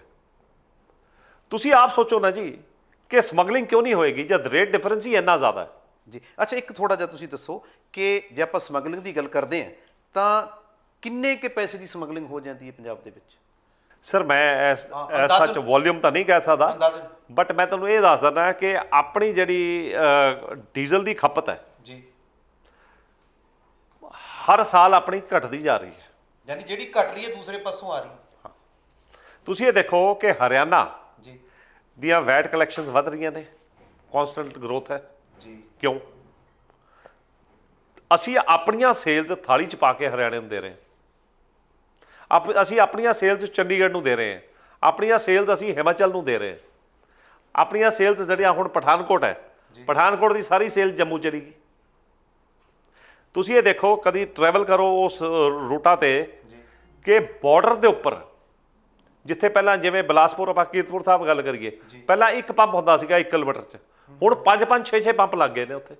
ਯਾਨੀ ਕਹਿਣ ਦਾ ਮਤਲਬ ਕਿ ਸੱਤਾ ਦੇ ਵਿੱਚ ਬੈਠੀਆਂ ਕੁਝ ਵੱਡੀਆਂ ਰਸੂਖਦਾਰ ਧਿਰਾਂ ਇਸ ਮਾਫੀਏ ਨੂੰ ਚਲਾ ਰਹੀਆਂ। ਤੁਹਾਡੀਆਂ ਗੱਲਾਂ ਸਾਰੀਆਂ ਕਿਤੇ ਨਾ ਕਿਤੇ ਇਹ ਸੰਕੇਤ ਦੇਖੋ ਜੀ ਇੱਦਾਂ ਹੈ, ਤੁਹਾਨੂੰ ਮੈਂ ਇੱਕ ਹੋਰ ਯਾਦ ਕਰਾਵਾਂ, 2016 ਦੇ ਵਿੱਚ ਜੀ ਅਸੀਂ ਇੱਕ ਐਜੀਟੇਸ਼ਨ ਕੀਤੀ ਸੀ, ਭੁੱਖ ਹੜਤਾਲ ਕੀਤੀ ਸੀ ਚਾਵਲਾ ਜੀ ਦੇ ਪੰਪ ਤੇ ਜੀ 7 ਫੇਸ ਦੇ ਵਿੱਚ। ਉਸ ਵੇਲੇ ਸਾਰੇ ਦੀ ਸਾਰੀ ਕਾਂਗਰਸ ਦੀ ਲੀਡਰਸ਼ਿਪ ਜੀ ਸਾਡੇ ਕੋਲ ਆਈ ਸੀ ਭੁੱਖ ਹੜਤਾਲ ਤੋੜਵਾਉਣ। ਜੀ ਉਹ 'ਚ ਮਹਾਰਾਣੀ ਪ੍ਰਨੀਤ ਕੌਰ, ਸਰਦਾਰ ਬਲਬੀਰ ਸਿੰਘ ਸਿੱਧੂ, ਚਰਨਜੀਤ ਚੰਨੀ, ਦਵਿੰਦਰ ਢਿੱਲੋਂ, ਜੀ ਠੀਕ ਹੈ। ਕੋਈ ਐਸਾ ਕਾਂਗਰਸ ਦਾ ਸਿਆਸਤਦਾਨ ਨਹੀਂ ਸੀ ਜਿਹੜਾ ਉਹਦਾ ਨਾਂ ਆਇਆ ਹੋਵੇ। ਉਹਨਾਂ ਨੇ ਸਾਡੀ ਭੁੱਖ ਹੜਤਾਲ ਤੋੜਵਾਈ ਜੀ। ਸਾਨੂੰ ਇਹ ਵਾਅਦਾ ਕੀਤਾ ਕਿ ਵੀ ਤੁਸੀਂ ਭੁੱਖ ਹੜਤਾਲ ਤੋੜੋ, ਸਾਨੂੰ ਇਸ ਪ੍ਰੋਬਲਮ ਤੋਂ ਅਸੀਂ ਜਾਗਰੂਕ ਹਾਂ। ਜੇ ਅਸੀਂ ਪਾਵਰ 'ਚ ਆ ਗਏ, ਅਸੀਂ ਰੇਟ ਐਟ ਪਾਰ ਵਿਦ ਨੇਬਰਿੰਗ ਸਟੇਟਸ ਕਰ ਦਿਆਂਗੇ। ਸਾਨੂੰ ਪਤਾ ਹੈ ਕਿ ਸਮਗਲਿੰਗ ਹੋ ਰਹੀ ਹੈ। ਯਾਨੀ ਸਰਕਾਰ ਨੇ ਸਰਕਾਰ ਤੋਂ ਆਉਣ ਤੋਂ ਪਹਿਲਾਂ ਵਾਅਦਾ ਕੀਤਾ ਸੀ ਸਾਨੂੰ। ਉਹਨਾਂ ਨੂੰ ਪਤਾ ਵੀ ਹੈ, ਤੁਹਾਡੇ ਕੋਲੇ ਮੰਨ ਕੇ ਆਏ ਹੈ, ਉਸ ਤੋਂ ਬਾਅਦ ਉਹਨਾਂ ਨੇ ਵਾਅਦਾ ਵੀ ਕੀਤਾ ਸੀ ਇਹ ਕਰਾਂਗੇ, ਪਰ ਹੁਣ ਸਰਕਾਰ ਹੁਣ ਦੇਖੋ 4.5 ਸਾਲ ਹੋ ਗਏ ਜੀ। 4.5 ਸਾਲ 'ਚ ਰੇਟ ਇਹਨਾਂ ਨੇ ਵਧਾ ਹੀ ਦਿੱਤਾ। ਫਰਕ ਇੰਨਾ ਪਾਤਾ, ਹੋਰ ਫਰਕ ਪਾਤਾ। ਯਾਨੀ ਕਿ ਹੋਰ ਉਸ ਨੂੰ ਸਮਗਲਿੰਗ ਨੂੰ ਹੱਲਾਸ਼ੇਰੀ ਦਿੱਤੀ ਹੈ। ਅੱਛਾ, ਤੁਹਾਡੀ ਕਿਸੇ ਖਾਸ ਉਸ ਭੁੱਖ ਹੜਤਾਲ ਤੋਂ ਬਾਅਦ ਕਿਸੇ ਖਾਸ ਮੰਤਰੀ ਨਾਲ, ਜਿਵੇਂ ਮਨਪ੍ਰੀਤ ਦੀ ਗੱਲ ਕਰੀਏ, ਵਿੱਤ ਮੰਤਰੀ ਨੇ, ਉਹਨਾਂ ਨਾਲ ਕਿਤੇ ਮੁਲਾਕਾਤ ਹੋਈ ਇਸ ਵਿਸ਼ੇ ਨੂੰ ਲੈ ਕੇ? ਕਈ ਵਾਰੀ ਮੁਲਾਕਾਤ ਸਾਡੀ ਸਰਦਾਰ ਮਨਪ੍ਰੀਤ ਸਿੰਘ ਬਾਦਲ ਨਾਲ ਹੋਈ ਹੈ, ਮਿਸਟਰ VK ਗਰਗ ਨਾਲ ਹੋਈ ਹੈ, ਤੁਹਾਡੇ ਐਕਸਾਈਜ਼ ਐਂਡ ਟੈਕਸੇਸ਼ਨ ਕਮਿਸ਼ਨਰ ਨਾਲ ਹੋਈ ਹੈ, ਫਾਈਨੈਂਸ਼ੀਅਲ ਕਮਿਸ਼ਨਰ ਰੈਵਨਿਊ ਨਾਲ ਹੋਈ ਹੈ। ਇਹ ਸਾਰੀ ਪ੍ਰੈਜੈਂਟੇਸ਼ਨ ਤੁਸੀਂ ਉਹਨਾਂ ਨੂੰ ਦਿੱਤੀ ਹੈ? ਸਭ ਦਿੱਤੀਆਂ ਹੋਈਆਂ ਜੀ, ਉਸ ਟਾਈਮ ਦੀਆਂ, ਮਤਲਬ ਟਾਈਮ ਟੂ ਟਾਈਮ ਪ੍ਰੈਜੈਂਟੇਸ਼ਨ। ਹਾਂ, ਲੇਕਿਨ ਪਿਛਲੇ ਜਦੋਂ ਦਾ ਕੋਵਿਡ ਆਇਆ ਉਸ ਤੋਂ ਬਾਅਦ ਅਸੀਂ ਇਹਨਾਂ ਦੇ ਬਿਲਕੁਲ ਸੰਪਰਕ 'ਚ ਨਹੀਂ ਹੈਗੇ। ਹਾਂ, ਕੋਵਿਡ ਕਰਕੇ ਕੁਛ ਨਾ ਕੁਛ ਬਹਾਨੇਬਾਜ਼ੀ ਕਰਕੇ ਮਿਲਦੇ ਵੀ ਨਹੀਂ ਗਏ। ਬਿਲਕੁਲ, ਉਦੋਂ ਮੰਨ ਗਏ ਸੀ ਸਾਰੀਆਂ ਗੱਲਾਂ। ਉਹਨਾਂ ਨੂੰ ਸਮਝਾਇਆ ਸੀ ਜੀ। ਉਹਨਾਂ ਨੇ ਕੀ ਕੀਤਾ, ਇੱਕ ਬੜੀ ਭਾਰੀ ਗਲਤੀ ਕੀਤੀ ਜੀ। ਅਸੀਂ ਇਹਨਾਂ ਨੂੰ ਕਿਹਾ ਕਿ ਭਾਈ ਜਿਹੜਾ ਪੰਜਾਬ ਦੀ ਜਿਹੜੀ ਰੋਜ਼ੀ ਰੋਟੀ ਹੈ ਨਾ ਜੀ, ਆਮ ਜਨਤਾ ਪੰਜਾਬ ਦੀ ਜਿਹੜੀ ਖਪਤ ਹੈ ਉਹ ਸ਼ਹਿਰੀ ਖਪਤ ਨਾਲੋਂ ਫਰਕ ਹੈ ਜੀ। ਸ਼ਹਿਰ ਦੇ ਵਿੱਚ 90% ਪੈਟਰੋਲ ਦੀ ਖਪਤ ਹੈ, 10% ਡੀਜ਼ਲ ਦੀ ਖਪਤ ਹੈ ਜੀ। ਪੰਜਾਬ ਦੇ ਵਿੱਚ 10% ਪੈਟਰੋਲ ਦੀ ਖਪਤ ਹੈ, 90% ਡੀਜ਼ਲ ਦੀ ਖਪਤ ਹੈ ਜੀ। ਅਸੀਂ ਇਹਨਾਂ ਨੂੰ ਕਿਹਾ ਸੀ, ਉਸ ਵੇਲੇ ਤੁਹਾਨੂੰ ਯਾਦ ਹੋਣਾ ਕਿ ਪੈਟਰੋਲ ਦਾ ਡਿਫਰੈਂਸ ਚੰਡੀਗੜ੍ਹ ਦੇ ਨਾਲ 10 ਰੁਪਏ ਹੋ ਗਿਆ ਸੀ ਜੀ। ਸੀਗਾ। ਔਰ ਡੀਜ਼ਲ ਦਾ ਜਿਹੜਾ ਫਰਕ ਸੀ 4 ਰੁਪਏ 80 ਪੈਸੇ 5 ਰੁਪਏ ਦੇ ਕਰੀਬ ਹੋ ਗਿਆ ਸੀ ਜੀ। ਅਸੀਂ ਇਹਨਾਂ ਨੂੰ ਰਿਕੁਐਸਟ ਕੀਤੀ, ਪ੍ਰੈਜੈਂਟੇਸ਼ਨ ਦਿੱਤੀ ਕਿ ਤੁਸੀਂ ਸਾਡਾ ਸਿਰਫ ਡੀਜ਼ਲ ਬਰਾਬਰ ਕਰ ਦਿਓ, ਪੈਟਰੋਲ ਨਾ ਛੇੜੋ। ਤੁਸੀਂ ਸੋਚਦੇ ਹੋ ਕਿ ਜੀ ਪੈਟਰੋਲ ਤੋਂ ਤੁਹਾਨੂੰ ਰੈਵਨਿਊ ਆ ਰਿਹਾ, ਤੁਸੀਂ ਆਪਣੇ ਉਸ 'ਚ ਖੁਸ਼ ਰਹੋ ਜੀ, ਪੈਟਰੋਲ ਤੁਸੀਂ ਨਾ ਚੇਂਜ ਕਰੋ, ਲੇਕਿਨ ਡੀਜ਼ਲ ਬਰਾਬਰ ਕਰ ਦਿਓ। ਡੀਜ਼ਲ ਦੇ ਨਾਲ ਤੁਹਾਡਾ 500 ਕਰੋੜ ਰੁਪਈਆ ਰੈਵਨਿਊ ਵੱਧ ਜਾਏਗਾ। ਰੈਵਨਿਊ ਵੀ ਵੱਧ ਜਾਏਗਾ, ਆਮ ਆਦਮੀ ਨੂੰ ਵੀ ਬੈਲੈਂਸ ਮਿਲੇਗਾ, ਤੇ ਰੇਟ ਨਹੀਂ ਵਧਣਗੇ ਆਮ ਚੀਜ਼ਾਂ ਦੇ ਜੀ। ਔਰ ਇਹਨਾਂ ਨੇ ਕੀ ਕੀਤਾ ਜੀ, 5 ਰੁਪਏ ਪੈਟਰੋਲ ਘਟਾਤਾ, 2 ਰੁਪਏ ਡੀਜ਼ਲ ਘਟਾਤਾ। ਸਿਚੁਏਸ਼ਨ ਤਾਂ ਫਿਰ ਉਹੀ ਰਹੀ ਜੀ। ਡੀਜ਼ਲ ਦੀ ਸਿਚੁਏਸ਼ਨ ਫਿਰ ਉਹੀ ਰਹੀ, ਫਰਕ ਤਾਂ ਪਿਆ ਹੀ ਨਹੀਂ ਨਾ ਜੀ। ਹਾਲਾਂਕਿ ਜਦੋਂ ਤੁਹਾਡੇ ਕੋਲੇ, ਜਦੋਂ ਤੁਸੀਂ ਭੁੱਖ ਹੜਤਾਲ ਤੇ ਬੈਠੇ ਕਹਿੰਦੇ ਸੀ ਅਸੀਂ ਜਾਣਦੇ ਹਾਂ ਸਾਰਾ ਕੁਝ, ਸੋ ਦੱਸਣ ਤੋਂ ਬਾਅਦ ਵੀ ਕੁਝ ਨਹੀਂ ਕੀਤਾ ਉਹਨਾਂ ਨਹੀਂ। ਉਹਨਾਂ ਨੇ ਵਾਅਦਾ ਕੀਤਾ ਜੀ। ਅਸੀਂ ਉਸ ਤੋਂ ਬਾਅਦ ਸਾਰੀਆਂ ਪ੍ਰੈਜੈਂਟੇਸ਼ਨ ਦਿੱਤੀਆਂ, ਸਭ ਅਸੀਂ ਪੇਪਰ ਦੀਆਂ ਕਟਿੰਗਸ ਲਗਾਈਆਂ, ਜਿਸ 'ਚ ਮਹਾਰਾਣੀ ਪ੍ਰਨੀਤ ਕੌਰ ਨੇ ਭੁੱਖ ਹੜਤਾਲ ਤੁੜਵਾਈ, ਸਾਡੇ ਪਰਮਜੀਤ ਸਿੰਘ ਦੁਆਬਾ ਜਿਹੜੇ ਪ੍ਰਧਾਨ ਨੇ ਉਹ ਭੁੱਖ ਹੜਤਾਲ ਤੇ ਬੈਠੇ ਹੋਏ ਸੀ। ਕੈਪਟਨ ਸਾਹਿਬ ਹੈਗੇ ਨੇ ਮਹਾਰਾਣੀ ਦੇ ਪਤੀ, ਕੈਪਟਨ ਸਾਹਿਬ ਸਰਕਾਰ 'ਚ ਨੇ, ਉਹ ਕਰ ਸਕਦੇ ਮੇਰੇ ਸਾਨੂੰ ਉਹਨਾਂ ਦੀ ਗੱਲਬਾਤ। ਔਰ ਹੋਰ ਹੈ ਜੀ, ਅਸੀਂ ਕੈਪਟਨ ਸਾਹਿਬ ਨੂੰ ਵੀ ਮਿਲੇ। ਜਦੋਂ ਇਹ ਇਲੈਕਸ਼ਨਾਂ ਤੋਂ ਥੋੜ੍ਹੇ ਦਿਨ ਪਹਿਲਾਂ ਅਸੀਂ ਆਪਣਾ ਪਟਿਆਲੇ ਘਰ ਜਾ ਕੇ ਆਏ ਇਹਨਾਂ ਦੇ ਜੀ, ਪੈਲੇਸ ਵਿੱਚ ਜਾ ਕੇ ਅਸੀਂ ਬਕਾਇਦਾ ਕੈਪਟਨ ਸਾਹਿਬ ਨੂੰ ਪ੍ਰੈਜੈਂਟੇਸ਼ਨ ਦਿੱਤੀ ਜੀ। ਔਰ ਮਹਾਰਾਣੀ ਪ੍ਰਨੀਤ ਕੌਰ ਵੀ ਉੱਥੇ ਸੀਗੇ ਜੀ। ਬਹੁਤ ਡਿਟੇਲ 'ਚ ਸਮਝਾਇਆ, ਔਰ ਉਦੋਂ ਉਹਨਾਂ ਨੇ ਸਾਨੂੰ ਵਾਅਦਾ ਕੀਤਾ ਕਿ ਜੀ ਅਸੀਂ ਇਹ ਤੁਹਾਡਾ ਵਾਅਦਾ ਅਸੀਂ ਸਭ ਸਮਝ ਰਹੇ ਹਾਂ, ਅਸੀਂ ਰੇਟ ਡੀਜ਼ਲ ਦਾ ਬਰਾਬਰ ਕਰਾਂਗੇ। ਪਰ ਹਜੇ ਜਿਉਂ ਦੀ ਤਿਉਂ ਹੀ ਹੈ ਸਭ। ਨਹੀਂ ਜੀ, ਫਰਕ ਵੱਧਦਾ ਜਾ ਰਿਹਾ, ਯਾਨੀ ਹੋਰ ਫਰਕ ਪਾਈ ਜਾ ਰਿਹਾ ਡੀਜ਼ਲ ਦੇ ਵਿੱਚ। ਹੁਣ ਤਾਂ ਸਮਗਲਿੰਗ ਦੇ ਰੂਟ ਖੁੱਲ ਗਏ ਨਾ ਜੀ, ਹੋਰ ਖੁੱਲ ਗਏ ਜੀ। ਯਾਨੀ ਪਹਿਲਾਂ ਤਾਂ ਸਿਰਫ ਸਮਗਲਰ ਨੂੰ ਹੱਲਾਸ਼ੇਰੀ ਦਿੱਤੀ ਹੈ ਸਿੱਧੇ ਰੂਪ ਤੇ, ਇਹਨਾਂ ਤੇ ਸਰਕਾਰ ਦੇ ਵਿੱਚ ਆ ਕੇ। ਹਾਲਾਂਕਿ ਸਰਕਾਰ ਦੇ ਆਉਣ ਤੋਂ ਪਹਿਲਾਂ ਤੁਸੀਂ ਕਹਿੰਦੇ ਇੱਕ ਵਾਰੀ ਬਰਾਬਰ ਹੋ ਗਏ ਸੀ ਜੀ। ਯਾਨੀ ਫਿਰ ਡੀਜ਼ਲ ਦੇ ਬਰਾਬਰ ਹੋ ਗਏ ਸੀ। ਯਾਨੀ ਕਿ ਕਾਂਗਰਸ ਸਰਕਾਰ ਲੋਕ ਪੱਖੀ ਨਹੀਂ ਜਾਂ ਕਾਰੋਬਾਰੀ ਪੱਖੀ ਨਹੀਂ, ਕੁਝ ਵੀ ਕਹਿ ਸਕਦੇ ਜੀ ਆਪਾਂ। ਨਹੀਂ, ਤੁਸੀਂ ਵੀ ਕੁਝ ਕਹੋ। ਤੁਸੀਂ ਦੇਖੋ ਨਾ, ਕਾਰੋਬਾਰ ਦਾ ਤਾਂ ਪੱਠਾ ਹੀ ਬੈਠ ਗਿਆ ਜੀ। ਤੁਸੀਂ ਇਹ ਦੇਖੋ, ਜੇ ਡੀਜ਼ਲ ਮਹਿੰਗਾ ਹੋਏਗਾ ਰਾਜ ਵਿੱਚ, ਤੇ ਕਿਹੜੀ ਵੱਡੀ ਇੰਡਸਟਰੀ ਆਏਗੀ? ਇੰਡਸਟਰੀ ਨਹੀਂ ਆਏਗੀ, ਆਮ ਲੋਕ ਤੇ ਸਿੱਧਾ ਵਜਨ ਪਏਗਾ। ਜਿਹੜੀ ਢੋਆ-ਢੁਆਈ ਦਾ ਸਮਾਨ ਆ ਸਾਰਾ ਮਹਿੰਗਾ। ਤੁਸੀਂ ਇੱਕ ਦੱਸੋ ਨਾ ਵੀ ਕਾਂਗਰਸ ਸਰਕਾਰ ਲੋਕ ਪੱਖੀ ਨਹੀਂ, ਜਿਵੇਂ ਤੁਸੀਂ ਦੱਸ ਰਹੇ ਹੋ, ਤੁਹਾਡੀ ਗੱਲ ਤਾਂ ਤਸਦੀਕ ਇਹੀ ਕਰਦੀ। ਦੇਖੋ ਇਦਾਂ ਜੀ, ਇਹਦੇ 'ਚ ਬਹੁਤ ਪਰਸਨਲ ਹੋ ਜਾਏਗਾ ਕਮੈਂਟ। ਪਰਸਨਲ ਤਾਂ ਨਹੀਂ, ਤੁਹਾਡੇ ਅੰਕੜੇ ਬੋਲਦੇ ਆ ਤੁਹਾਡੇ ਸਾਹਮਣੇ। ਅੰਕੜੇ ਦੇਖੋ ਸਾਹਮਣੇ ਨੇ, ਲੈਟ ਦੀ ਫੈਕਟਸ ਸਪੀਕ ਜੀ। ਜਿਹੜੇ ਆਪਾਂ ਫੈਕਟਸ ਦਿੱਤੇ ਨੇ, ਮੈਂ ਤਾਂ ਅੱਜ ਵੀ ਕਹਿੰਦਾ ਕਿ ਅੱਜ ਰੇਟ ਬਰਾਬਰ ਕਰ ਦੇ ਸਰਕਾਰ ਜੀ, ਉਹਨਾਂ ਨੂੰ 400 ਕਰੋੜ ਰੁਪਏ 500 ਕਰੋੜ ਰੁਪਏ ਦਾ ਐਡੀਸ਼ਨਲ ਰੈਵਨਿਊ ਆਏਗਾ। ਉਹ ਜਿਹੜਾ ਕਹਿੰਦੇ ਨੇ ਕਿ ਜੀ ਪੈਟਰੋਲ ਡੀਜ਼ਲ ਦੇ ਰੇਟ ਵਧਾ ਕੇ ਹੀ, ਵੈਟ ਵਧਾ ਕੇ ਹੀ ਸਾਨੂੰ ਮਿਲੇਗਾ, ਅਸੀਂ ਕਹਿੰਦੇ ਆ ਵੈਟ ਘਟਾ ਕੇ ਤੁਹਾਨੂੰ ਐਡੀਸ਼ਨਲ ਰੈਵਨਿਊ ਮਿਲੇਗਾ। ਪਰ ਉਹ ਮੰਨ ਨਹੀਂ ਰਹੇ। ਅਸੀਂ ਉਹਨਾਂ ਨੂੰ ਇਹ ਕਿਹਾ, ਹੁਣ ਵੀ ਇਹੀ ਕਹਿੰਦੇ ਆ, ਅਸੀਂ ਸਾਡੀ ਇਹੀ ਰਿਕੁਐਸਟ ਹੈ ਕਿ ਜੀ ਤੁਸੀਂ ਪੈਟਰੋਲ ਨੂੰ ਨਾ ਛੇੜੋ ਫॉर ਦਾ ਟਾਈਮਿੰਗ ਜੀ, ਲੇਕਿਨ ਡੀਜ਼ਲ ਬਰਾਬਰ ਕਰ ਦਿਓ। ਦੇਖੋ ਉਹਦੇ ਨਾਲ ਕਿਸਾਨ ਵੀ ਸੁਖੀ, ਟਰਾਂਸਪੋਰਟਰ ਵੀ ਸੁਖੀ, ਵਪਾਰੀ ਵੀ ਸੁਖੀ, ਸਭ ਸੁਖੀ ਉਹਦੇ ਨਾਲ। ਇੱਕ ਆਪਾਂ ਲਾਸਟ ਗੱਲ ਕਰਦੇ ਹਾਂ, ਇਹ ਤਾਂ ਕਾਰੋਬਾਰ ਨਾਲ ਜੁੜੀਆਂ ਹੋਈਆਂ ਟੈਕਨੀਕਲ ਗੱਲਾਂ ਹੋਈਆਂ, ਤਕਨੀਕੀ ਗੱਲਾਂ ਹੋ ਗਈਆਂ, ਸਰਕਾਰ ਨਾਲ ਜੁੜੀਆਂ ਹੋ ਗਈਆਂ ਜਿਹੜੇ ਉਹਨਾਂ ਦੇ ਹੱਕ 'ਚ। ਇਹ ਹੁਣ ਜਿਹੜੇ ਲਗਾਤਾਰ ਰੇਟ ਵੱਧ ਰਹੇ ਨੇ, ਸਰਕਾਰ ਨੂੰ ਤਾਂ 500 ਕਰੋੜ ਦਾ ਘਾਟਾ ਹੋ ਰਿਹਾ, ਚੱਲ ਰਹੀ ਹੈ, ਇੰਡਾਇਰੈਕਟਲੀ ਸਮਗਲਿੰਗ ਹੋ ਰਹੀ ਹੈ, ਜੋ ਵੀ ਹੈ ਕਿਤੇ ਨਾ ਕਿਤੇ ਤਾਂ ਫਾਇਦਾ ਹੋ ਰਿਹਾ। ਜਿਹੜਾ ਆਮ ਆਦਮੀ ਹੈ, ਆਮ ਆਦਮੀ ਦੀ ਕਿੰਨੀ ਕੁ ਦਰ ਵਧੀ ਹੈ ਮਹਿੰਗਾਈ ਦੀ ਤੁਹਾਡੇ ਹਿਸਾਬ ਨਾਲ? ਵੀ ਜੇ ਪਹਿਲਾਂ ਆਪਾਂ ਗੱਲ ਕਰੀਏ ਪੈਟਰੋਲ ਦੇ ਹਿਸਾਬ ਨਾਲ ਜਾਂ ਡੀਜ਼ਲ ਦੇ ਹਿਸਾਬ ਨਾਲ। ਸਰ ਪੈਟਰੋਲ ਕੀ ਤੁਸੀਂ ਇਹ ਵੇਖੋ ਕਿਹੜੀ ਚੀਜ਼ ਨਹੀਂ ਮਹਿੰਗੀ ਹੋਈ। ਤੁਸੀਂ ਸਰੋਂ ਦਾ ਤੇਲ ਲੈ ਲਓ, 130 ਰੁਪਏ ਲੀਟਰ ਸੀਗਾ ਪਿਛਲੇ ਸਾਲ, ਅੱਜ 210 ਰੁਪਏ ਹੋ ਗਿਆ ਜੀ। ਠੀਕ ਹੈ। ਰਿਫਾਈਨਡ ਆਇਲ, ਇਹ ਤਾਂ ਬੇਸਿਕ ਚੀਜ਼ਾਂ ਨੇ ਨਾ ਜੀ ਘਰ 'ਚ। ਰਿਫਾਈਨਡ ਆਇਲ ਜਿਹੜਾ ਅਸੀਂ 95 ਰੁਪਏ ਫੋਰਚੂਨ ਦਾ ਲੈਂਦੇ ਸੀਗੇ, ਅੱਜ 145 ਰੁਪਏ ਹੋ ਗਿਆ ਜੀ। ਚਾਹ ਜਿਹੜੀ ਆਪਾਂ ਗੱਲ ਕਰਦੇ ਹਾਂ, ਚਾਹ ਦਾ ਪੈਕਟ ਜੀ। ਟਾਟਾ ਟੀ ਦੀ ਗੱਲ ਕਰੀਏ ਜੀ। ਟਾਟਾ ਟੀ 280 ਰੁਪਏ ਦਾ ਸੀ, ਅੱਜ 465 ਰੁਪਏ ਹੋ ਗਿਆ। ਇਹ ਕਿਤੇ ਨਾ ਕਿਤੇ ਡੀਜ਼ਲ ਔਰ ਦੀ ਹੀ ਮਾਰ ਪਈ ਹੈ ਨਾ ਜੀ। ਮਹਿੰਗਾਈ ਕਿਵੇਂ ਵਧੀ ਹੈ ਜੀ? ਸਿਰਫ ਪਹਿਲਾਂ ਤਾਂ ਕਾਸਟ ਆਫ ਡੀਜ਼ਲ ਵਧਾਉਣ ਦੇ ਨਾਲ ਜੀ ਕਾਸਟ ਆਫ ਪ੍ਰੋਡਕਸ਼ਨ ਵੱਧ ਗਈ ਫੈਕਟਰੀਆਂ ਦੀ। ਜੀ। ਉਹਨਾਂ ਨੇ ਉਹ ਜਿਹੜਾ ਡਿਫਰੈਂਸ ਹੈ ਕਸਟਮਰ ਤੇ ਪਾਸ ਆਨ ਕਰਤਾ। ਜੀ। ਉਸ ਤੋਂ ਬਾਅਦ ਟਰਾਂਸਪੋਰਟੇਸ਼ਨ ਕਾਸਟ ਵੱਧ ਗਈ, ਜੀ। ਉਹ ਵੀ ਕਸਟਮਰ ਤੇ ਲੋਡ ਪੈ ਗਿਆ। ਜੀ। ਜਦੋਂ ਇਹਦੇ ਨਾਲ ਵਪਾਰੀ ਦਾ ਜਿਹੜਾ ਪੈਸੇ ਦੀ ਇਨਵੋਲਵਮੈਂਟ ਹੈ ਉਹ ਵੀ ਵੱਧ ਗਈ। ਜਦੋਂ ਪੈਸੇ ਦੀ ਇਨਵੋਲਵਮੈਂਟ ਵੱਧ ਗਈ ਤੇ ਵਪਾਰੀ ਨੇ ਆਪਣਾ ਮਾਰਜਨ ਵੱਧ ਰੱਖ ਲਿਆ।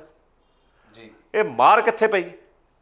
ਕੰਜ਼ਿਊਮਰ ਨੂੰ, ਖਪਤਕਾਰ ਨੂੰ ਪਈ। ਖਪਤਕਾਰ ਨੂੰ। ਅਲਟੀਮੇਟਲੀ ਤਾਂ ਜਿਹੜਾ ਇਫੈਕਟ ਪੈ ਰਿਹਾ ਖਪਤਕਾਰ ਨਹੀਂ ਪੈ ਰਿਹਾ ਨਾ ਜੀ। ਮੈਂ ਤਾਂ ਇਹੀ ਕਹਾਂਗਾ ਕਿ ਪੰਜਾਬ ਸਰਕਾਰ ਅੱਜ ਦੀ ਡੇਟ 'ਚ ਵੀ ਦੇਖੋ ਅਜੇ ਉਹਨਾਂ ਦੇ 6 ਮਹੀਨੇ ਪਏ ਨੇ ਜੀ। ਜਿਹੜਾ ਸਾਡੇ ਨਾਲ ਉਹਨਾਂ ਨੇ ਵਾਅਦਾ ਕੀਤਾ ਸੀਗਾ, ਮੈਂ ਉਹਨਾਂ ਨੂੰ ਹੱਥ ਜੋੜ ਕੇ ਫਿਰ ਬੇਨਤੀ ਕਰਦਾ ਕਿ ਜੀ 6 ਮਹੀਨੇ ਰਹਿ ਗਏ ਨੇ, 6 ਮਹੀਨਿਆਂ 'ਚ ਤੁਸੀਂ ਟਰਾਇਲ ਕਰ ਲਓ, ਡੀਜ਼ਲ ਦੀਆਂ ਰੇਟ ਜਿਹੜੇ ਨੇ ਗੁਆਂਢੀ ਰਾਜਾਂ ਨਾਲ ਬਰਾਬਰ ਕਰ ਦਿਓ ਔਰ ਮਹੀਨਾ ਦਰ ਮਹੀਨਾ ਤੁਸੀਂ ਰੈਵਨਿਊ ਆਪਣਾ ਦੇਖੋ, ਤੁਹਾਡਾ ਰੈਵਨਿਊ ਆਟੋਮੈਟਿਕਲੀ ਵਧੇਗਾ, ਘਟੇਗਾ ਨਹੀਂ, ਵਧੇਗਾ ਰੈਵਨਿਊ। ਇਹ ਫਿਰ ਜਿਹੜਾ ਹੁਣ ਤੱਕ ਨਹੀਂ ਹੋਇਆ, ਇਹ ਫਿਰ ਜਾਣੀ ਮੁੱਖ ਮੰਤਰੀ ਦਾ ਫੇਲਿਅਰ ਹੈ ਜਾਂ ਇਹ ਜਿਹੜੇ ਰਿਪਰੈਜ਼ੈਂਟ ਕਰਦੇ ਨੇ ਆਪਣੇ ਆਗੂ? ਦੇਖੋ ਜੀ, ਜਿਹੜੇ ਰਿਪਰੈਜ਼ੈਂਟ ਕਰਦੇ ਨੇ ਉਹਨਾਂ ਦਾ ਹੈ, ਜਿਹੜਾ ਜਿਹਨੇ ਪ੍ਰੈਜ਼ੈਂਟੇਸ਼ਨ ਦੇਣੀ ਹੈ ਜੀ, ਜਿਹੜਾ ਮਤਲਬ ਮੁੱਖ ਮੰਤਰੀ ਆ, ਮੁੱਖ ਮੰਤਰੀ ਨੇ ਆਪ ਤਾਂ ਜਾਣਾ ਨਹੀਂ ਇਸ ਲੈਵਲ ਤੇ। ਨਹੀਂ, ਕਮਾਂਡ ਤਾਂ ਹੈ ਨਾ। ਹਾਂ, ਕਮਾਂਡ ਅਲੱਗ ਚੀਜ਼ ਹੈ, ਲੇਕਿਨ ਜਦੋਂ ਆਣਾ ਤਾਂ ਐਕਸਾਈਜ਼ ਮਹਿਕਮੇ ਤੋਂ ਹੀ ਹੈ ਨਾ ਜੀ। ਹੁਣ ਤੁਸੀਂ ਆ ਵੇਖੋ ਕਿ ਮੈਂ ਤੁਹਾਨੂੰ ਫਿਗਰ ਤੇ ਇਹਨਾਂ ਫਿਗਰ ਦੇ ਵਿੱਚ ਜੀ ਮੁੱਖ ਮੰਤਰੀ ਕੀ ਕਰੇਗਾ। 2019-20 ਦੇ ਵਿੱਚ 5548 ਕਰੋੜ ਰੁਪਏ ਵੈਟ ਕਲੈਕਸ਼ਨ ਹੋਈ ਪੈਟਰੋਲ ਡੀਜ਼ਲ ਤੋਂ। 2020-21 ਚ 6291 ਕਰੋੜ ਹੋਈ। ਹੁਣ ਇਹ ਕਿਤਾਬਾਂ ਤਾਂ ਇਹ ਬੋਲ ਰਹੀਆਂ ਕਿ ਰੇਟ ਵਧੇ ਹੈ, ਮਤਲਬ ਕਲੈਕਸ਼ਨਸ ਵੱਧ ਗਈਆਂ। ਜਿਹੜਾ ਕਲੈਕਸ਼ਨਸ ਵਧਣ ਦਾ ਕਾਰਨ ਹੈ ਉਹ ਮਹਿਕਮੇ ਨਹੀਂ ਦੱਸ ਰਹੇ। ਕਾਰਨ ਬਣ ਰਿਹਾ ਕਿ ਬੇਸਿਕ ਪ੍ਰਾਈਸ ਵੱਧਦੀ ਜਾ ਰਹੀ ਹੈ। ਨਹੀਂ, ਦੋ ਗੱਲਾਂ ਨੇ। ਮਹਿਕਮੇ ਨਹੀਂ ਦੱਸ ਰਹੇ, ਜਿਹੜੇ ਸਰਕਾਰ ਲੋਕਾਂ ਦੇ ਨੁਮਾਇੰਦੇ ਚੁਣ ਕੇ ਭੇਜੇ ਉਹ ਪੁੱਛ ਤਾਂ ਸਕਦੇ ਕਿੰਨੇ ਵਾਰੀ ਤੁਸੀਂ ਮਿਲ ਚੁੱਕੇ ਆ। ਹਾਲਾਂਕਿ ਤੁਹਾਡੇ ਕਹਿਣ ਦੇ ਮਤਲਬ ਇਹ ਹੈ ਕਿ ਜਦੋਂ ਤੁਸੀਂ ਭੁੱਖ ਹੜਤਾਲ ਤੇ ਬੈਠੇ ਤੋਂ ਸਾਰਾ ਕੁਝ ਪਤਾ ਸੀਗਾ। ਕਿਤੇ ਨਾ ਕਿਤੇ ਜਿਹੜਾ ਤੁਸੀਂ ਇੱਕ ਇਸ਼ਾਰਾ ਹੋਰ ਵੀ ਕੀਤਾ ਸੀ ਕਿ ਕੋਈ ਵੱਡੇ ਰਸੂਖਦਾਰ ਧਿਰਾਂ ਇਹਦੇ ਵਿੱਚ ਜੁੜੀਆਂ ਹੋਈਆਂ ਨੇ, ਜਿਹੜੀ ਐਡੀ ਵੱਡੀ ਗੱਲ ਪਤਾ ਦੇਖੋ ਜੀ, ਹੋ ਸਕਦਾ ਕਿ ਵੀ ਕੋਈ ਨਾ ਕੋਈ ਇਹੋ ਜਿਹੀ ਫੋਰਸ ਹੈ ਜਿਹੜੀ ਇਹਨੂੰ ਨਹੀਂ ਹੋਣ ਦੇ ਰਹੀ ਤੇ ਸਰਕਾਰ ਨਾਲ ਕੁਝ ਵੀ ਕਹਿ ਸਕਦੇ ਆਪਾਂ ਜੀ। ਠੀਕ ਹੈ ਨਾ। ਇਹ ਕਿਉਂਕਿ ਦੇਖੋ ਸਰਕਾਰ ਦੇ ਦੇਖੋ ਅੰਕੜੇ ਸਾਹਮਣੇ ਨੇ, ਅੰਕੜੇ ਸਾਹਮਣੇ ਨੇ, ਸਰਕਾਰੀ ਰਿਪੋਰਟ ਹੈ ਜਿਹੜੀ ਤੁਸੀਂ ਗੱਲ ਕਰ ਰਹੇ ਹੋ। 5548 ਕਰੋੜ ਰੁਪਈਆ ਵੈਟ ਕਲੈਕਸ਼ਨ ਹੋਈਆਂ 2019-20 ਚ ਪੰਜਾਬ ਦੀਆਂ ਜੀ ਪੈਟਰੋਲੀਅਮ ਪ੍ਰੋਡਕਟਸ ਤੇ। ਔਰ 2020-21 ਚ ਜਦੋਂ ਲੋਕਡਾਊਨ ਸੀਗਾ, ਜਦੋਂ 40% 30% ਖਪਤ ਘਟ ਗਈ ਸੀ ਪੰਜਾਬ ਦੇ ਵਿੱਚ, 6291 ਹੋਈਆਂ ਜੀ। ਇਹਦਾ ਮਤਲਬ ਇਹਦੀ ਗਰੋਥ ਹੈਗੀ ਹੈ ਅਪਰੋਕਸੀਮੇਟਲੀ 16% ਦੀ। 16% ਵੈਟ ਕਲੈਕਸ਼ਨ ਵੱਧ ਗਈਆਂ। ਕਿਵੇਂ ਵੱਧ ਗਈਆਂ ਵੈਟ ਕਲੈਕਸ਼ਨ? ਬੇਸਿਕ ਰੇਟ ਦੇ ਨਾਲ। ਅਸੀਂ ਇਹਨਾਂ ਨੂੰ ਕਹਿੰਦੇ ਆ ਕਿ ਤੁਸੀਂ ਲੀਟਰਾਂ ਦੇ ਵਿੱਚ ਲਓ ਹਮੇਸ਼ਾ। ਪੰਜਾਬ ਦੀ ਜਿਹੜੀ ਖਪਤ ਸੀ ਜੀ 2015 ਚ ਕੀ ਸੀ ਲੀਟਰਾਂ 'ਚ? ਡੀਜ਼ਲ ਕਿੰਨਾ ਖਪਤ ਹੋਇਆ, 2016 ਚ ਕਿੰਨਾ ਹੋਇਆ, 17 ਚ ਕਿੰਨਾ ਹੋਇਆ, 18 ਚ ਕਿੰਨਾ ਹੋਇਆ, ਇੱਦਾਂ ਫਿਗਰਸ ਲਓ। ਔਰ ਤੁਸੀਂ ਦੇਖੋ ਨੈਸ਼ਨਲ ਜਿਹੜੀ ਹੈ ਡੀਜ਼ਲ ਦੀ ਗਰੋਥ ਹੋ ਰਹੀ ਹੈ। ਐਵਰੇਜ ਗਰੋਥ ਵੀ ਅਸੀਂ 2% 3% ਦੀ ਲਗਾਈ ਹੈ, 4% ਦੀ। ਪੰਜਾਬ ਦੇ ਵਿੱਚ ਨੈਗੇਟਿਵ ਗਰੋਥ ਹੋ ਰਹੀ ਹੈ 5% 6% ਦੀ, 10% ਦੀ। ਇਹਦਾ ਮਤਲਬ ਪੰਜਾਬ ਦੀ ਸੇਲ ਹੀ ਕਿਉਂ ਟੁੱਟ ਰਹੀ ਹੈ? ਹਰਿਆਣੇ ਦੀ ਸੇਲ ਕਿਉਂ ਵੱਧ ਰਹੀ ਹੈ? ਹਿਮਾਚਲ ਦੀ ਸੇਲ ਕਿਉਂ ਵੱਧ ਰਹੀ ਹੈ? ਚੰਡੀਗੜ੍ਹ ਦੀ ਸੇਲ ਕਿਉਂ ਵੱਧ ਰਹੀ ਹੈ? ਤੁਸੀਂ ਇਹ ਦੇਖੋ, ਚੰਡੀਗੜ੍ਹ ਦੇ ਕਿਸੇ ਪੰਪ ਤੇ ਚਲੇ ਜਾਓ, ਤੁਸੀਂ ਅੱਧੇ ਘੰਟੇ ਦੀ ਸਰਵੇ ਕਰ ਲਓ, ਵੀਡੀਓ ਲਿਆਓ ਜਾ ਕੇ, ਸਾਰੇ 70% ਪੰਜਾਬ ਨੰਬਰ ਦੀਆਂ ਗੱਡੀਆਂ ਹੋਣਗੀਆਂ। ਯਾਨੀ ਕਿ ਦੂਸਰੇ ਜਿੱਥੇ ਸਸਤਾ ਮਿਲਦਾ ਸਾਰੇ ਖਪਤਕਾਰ ਉੱਥੇ ਮਿਲਦੇ। ਬਿਲਕੁਲ। ਇੱਕ ਸਰਕਾਰ ਨੇ ਨੀਤੀ ਜਾਰੀ ਕੀਤੀ ਸੀ ਕਿ ਪਹਿਲਾਂ ਤਾਂ ਰੇਟ ਕਈ ਦਿਨਾਂ ਬਾਅਦ ਵਾਧਾ ਹੁੰਦਾ ਸੀ ਜਾਂ ਮਹੀਨਿਆਂ ਬਾਅਦ ਵਾਧਾ ਹੁੰਦਾ ਸੀ, ਹੁਣ ਇਹ ਡੇ ਟੂ ਡੇ ਵੱਧਦਾ, ਇਹਦੇ ਨਾਲ ਕੀ ਫਰਕ ਪੈਂਦਾ ਆਮ? ਡੇਲੀ ਸਰ, ਡੇਲੀ ਵਾਧਾ ਹੈਗਾ, ਡੇਲੀ ਨੁਕਸਾਨ ਹੀ ਨੁਕਸਾਨ ਹੈ। ਤੇ ਦੇਖੋ ਕਸਟਮਰ ਇੱਕ ਤਾਂ ਇਹ ਕਿਹੜੀ ਨੀਤੀ ਹੈ ਆਮ ਬੰਦੇ ਨੂੰ ਕਿਹੜੇ? ਇਹਨਾਂ ਨੇ ਜਿਹੜਾ ਕਿਹਾ ਨੇ ਜੀ ਕਿ ਅਸੀਂ ਡੀਰੈਗੂਲੇਟ ਕਰਤਾ ਜੀ ਪੈਟਰੋਲ ਡੀਜ਼ਲ, ਸਰਕਾਰ ਕਹਿੰਦੀ ਹੈ ਡੀਰੈਗੂਲੇਟ ਕਰਤਾ। ਡੀਰੈਗੂਲੇਟ ਕਰਨ ਦਾ ਮਤਲਬ ਇਹ ਹੈ ਕਿ ਡੇਲੀ ਜਿਵੇਂ ਕੱਚੇ ਤੇਲ ਦੀ ਪ੍ਰਾਈਸ ਉੱਪਰ ਥੱਲੇ ਜਾਏਗੀ ਤੇ ਪ੍ਰਾਈਸਿਸ ਉਹਦੇ ਨਾਲ ਫਲਕਚੁਏਟ ਕਰਨਗੀਆਂ। ਯਾਨੀ ਕਿ ਇਹਦੇ ਨਾਲ ਵੀ ਆਮ ਬੰਦੇ ਨੂੰ ਨੁਕਸਾਨ ਹੈ। ਹਾਂ ਬਿਲਕੁਲ ਨੁਕਸਾਨ ਹੈ। ਕੱਚਾ ਤੇਲ ਹੁਣ ਤੁਸੀਂ ਦੇਖੋ ਨਾ ਹੌਲੀ ਹੌਲੀ ਹੌਲੀ ਹੌਲੀ ਪਿਛਲੇ ਕਈ ਦਿਨਾਂ ਤੋਂ ਵੱਧ ਰਿਹਾ। ਔਰ ਇੱਕ ਮੈਂ ਹੋਰ ਦੱਸਦਾ ਕਿ ਜਦੋਂ ਦੀ ਆਪਣਾ ਬੀਜੇਪੀ ਗਵਰਨਮੈਂਟ ਹੈ ਜੀ 2019-20 ਦੇ ਵਿੱਚ ਸਾਡੀ ਐਵਰੇਜ ਜਿਹੜੀ ਕੱਚੇ ਤੇਲ ਦੀ ਕੀਮਤ ਸੀ $40 ਸੀ ਜੀ। ਇਹ ਤਾਂ ਹੁਣ ਵਧੀ ਹੈ ਜਾ ਕੇ, ਵਿੱਚ ਜ਼ੀਰੋ ਵੀ ਹੋ ਗਈ, ਵਿੱਚ $25 ਵੀ ਆਉਂਦੀ ਰਹੀ। ਵੀ ਯਾਨੀ ਕਿ ਜਦੋਂ ਦੀ ਬੀਜੇਪੀ ਕੇਂਦਰ 'ਚ ਆਈ ਹੈ ਉਦੋਂ ਤਾਂ ਰੇਟ ਘਟੇ ਹੀ ਆ, ਵਧਿਆ ਤਾਂ ਹੈ ਨਹੀਂ। ਬਾਈ ਡਿਫਾਲਟ ਘਟਿਆ, ਲੇਕਿਨ ਮਾਰਕੀਟ ਦੇ ਵਿੱਚ ਪ੍ਰਾਈਸਿਸ ਨਹੀਂ ਘਟੀਆਂ। ਉਹਨਾਂ ਨੇ ਹੌਲੀ ਹੌਲੀ ਹੌਲੀ ਹੌਲੀ ਐਕਸਾਈਜ਼ ਵਧਾਤੀ ਹੈ। ਦੇਖੋ ਡੀਜ਼ਲ ਦੇ ਉੱਪਰ 2014 ਦੇ ਵਿੱਚ ₹3.46, ਅਗਸਤ 2017 ਦੇ ਵਿੱਚ ₹17.33, ਜੂਨ ਦੇ ਵਿੱਚ ₹18.83 ਔਰ ਜੂਨ 2021 ਦੇ ਵਿੱਚ ₹31.83। ਮਤਲਬ ਤੁਸੀਂ ਇਹ ਦੇਖੋ 824% ਤਾਂ ਇਹਨਾਂ ਨੇ ਐਕਸਾਈਜ਼ ਹੀ ਵਧਾਤੀ ਹੈ।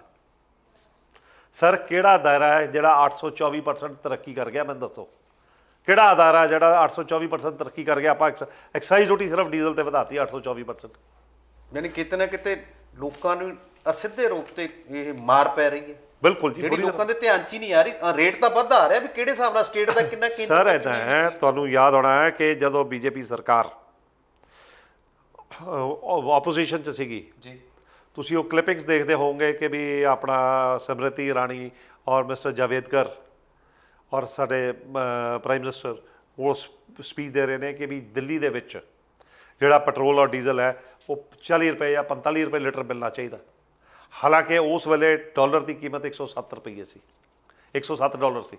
ਹੁਣ ਤਾਂ ਹੈ ਹੀ ਕੁਝ। ਅੱਜ $70 ਹੈ ਤੇ ਤੁਸੀਂ ਅੱਜ ਕੀਮਤ ਉੱਪਰ ਪਹੁੰਚਾਤੀ। ਜਿਹੜੀ ₹35 40 ਦੀ ਤੁਸੀਂ ਆਪ ਗੱਲ ਕਰ ਰਹੇ ਸੀ, ਤੁਸੀਂ ਸਾਰਾ ਦਾ ਸਾਰਾ ਐਕਸਾਈਜ਼ ਵਿੱਚ ਖਾ ਗਏ। ਅੱਛਾ, ਇੱਕ ਹੋਰ ਪੁਆਇੰਟ ਜਿਹੜਾ ਮੈਂ ਦੱਸਣਾ ਚਾਹਾਂਗਾ ਜਿਹੜਾ ਹਜੇ ਹਿਡਨ ਰਹਿ ਗਿਆ ਹੈ ਕਿ ਇਹ ਪੈਸਾ ਗਿਆ ਕਿੱਥੇ। ਆਪਾਂ ਗੱਲ ਕਰਦੇ ਨਾ ਪੈਸਾ ਗਿਆ ਕਿੱਥੇ। ਕੁਝ ਸੈਂਟਰ ਨੇ ਕਰ ਲਿਆ ਜੀ ਐਕਸਾਈਜ਼ ਡਿਊਟੀ 824% ਵਧਾਤੀ ਡੀਜ਼ਲ ਤੇ ਜੀ, ਉਹਦੇ ਨਾਲ ਸਟੇਟਾਂ ਨੇ ਵਧਾ ਲਿਆ ਆਪਣਾ ਜੀ, ਵੈਟ ਵਧਾਤਾ ਜੀ। ਤੀਜੀ ਚੀਜ਼, ਜਿੰਨੀਆਂ ਆਇਲ ਕੰਪਨੀਜ਼ ਨੇ ਉਹਨਾਂ ਦਾ ਪ੍ਰੋਫਿਟ 10 ਗੁਣਾ ਵੱਧ ਗਿਆ ਜੀ। ਮੈਂ ਤੁਹਾਨੂੰ ਫਿਗਰ ਦੇਣਾ ਚਾਹੁੰਦਾ 2020-21 ਲਾਕਡਾਊਨ ਦੇ ਪੀਰੀਅਡ ਦੇ ਵਿੱਚ ਜੀ, ਇੰਡੀਅਨ ਆਇਲ ਦਾ ਜਿਹੜਾ ਪ੍ਰੋਫਿਟ ਸੀਗਾ, ਨੈਟ ਪ੍ਰੋਫਿਟ ਹੈ 21,764 ਕਰੋੜ। 21 ਦਾ 21,000 2020-21 ਦਾ lockdown ਵੱਧ ਕਿੰਨਾ ਗਿਆ sir?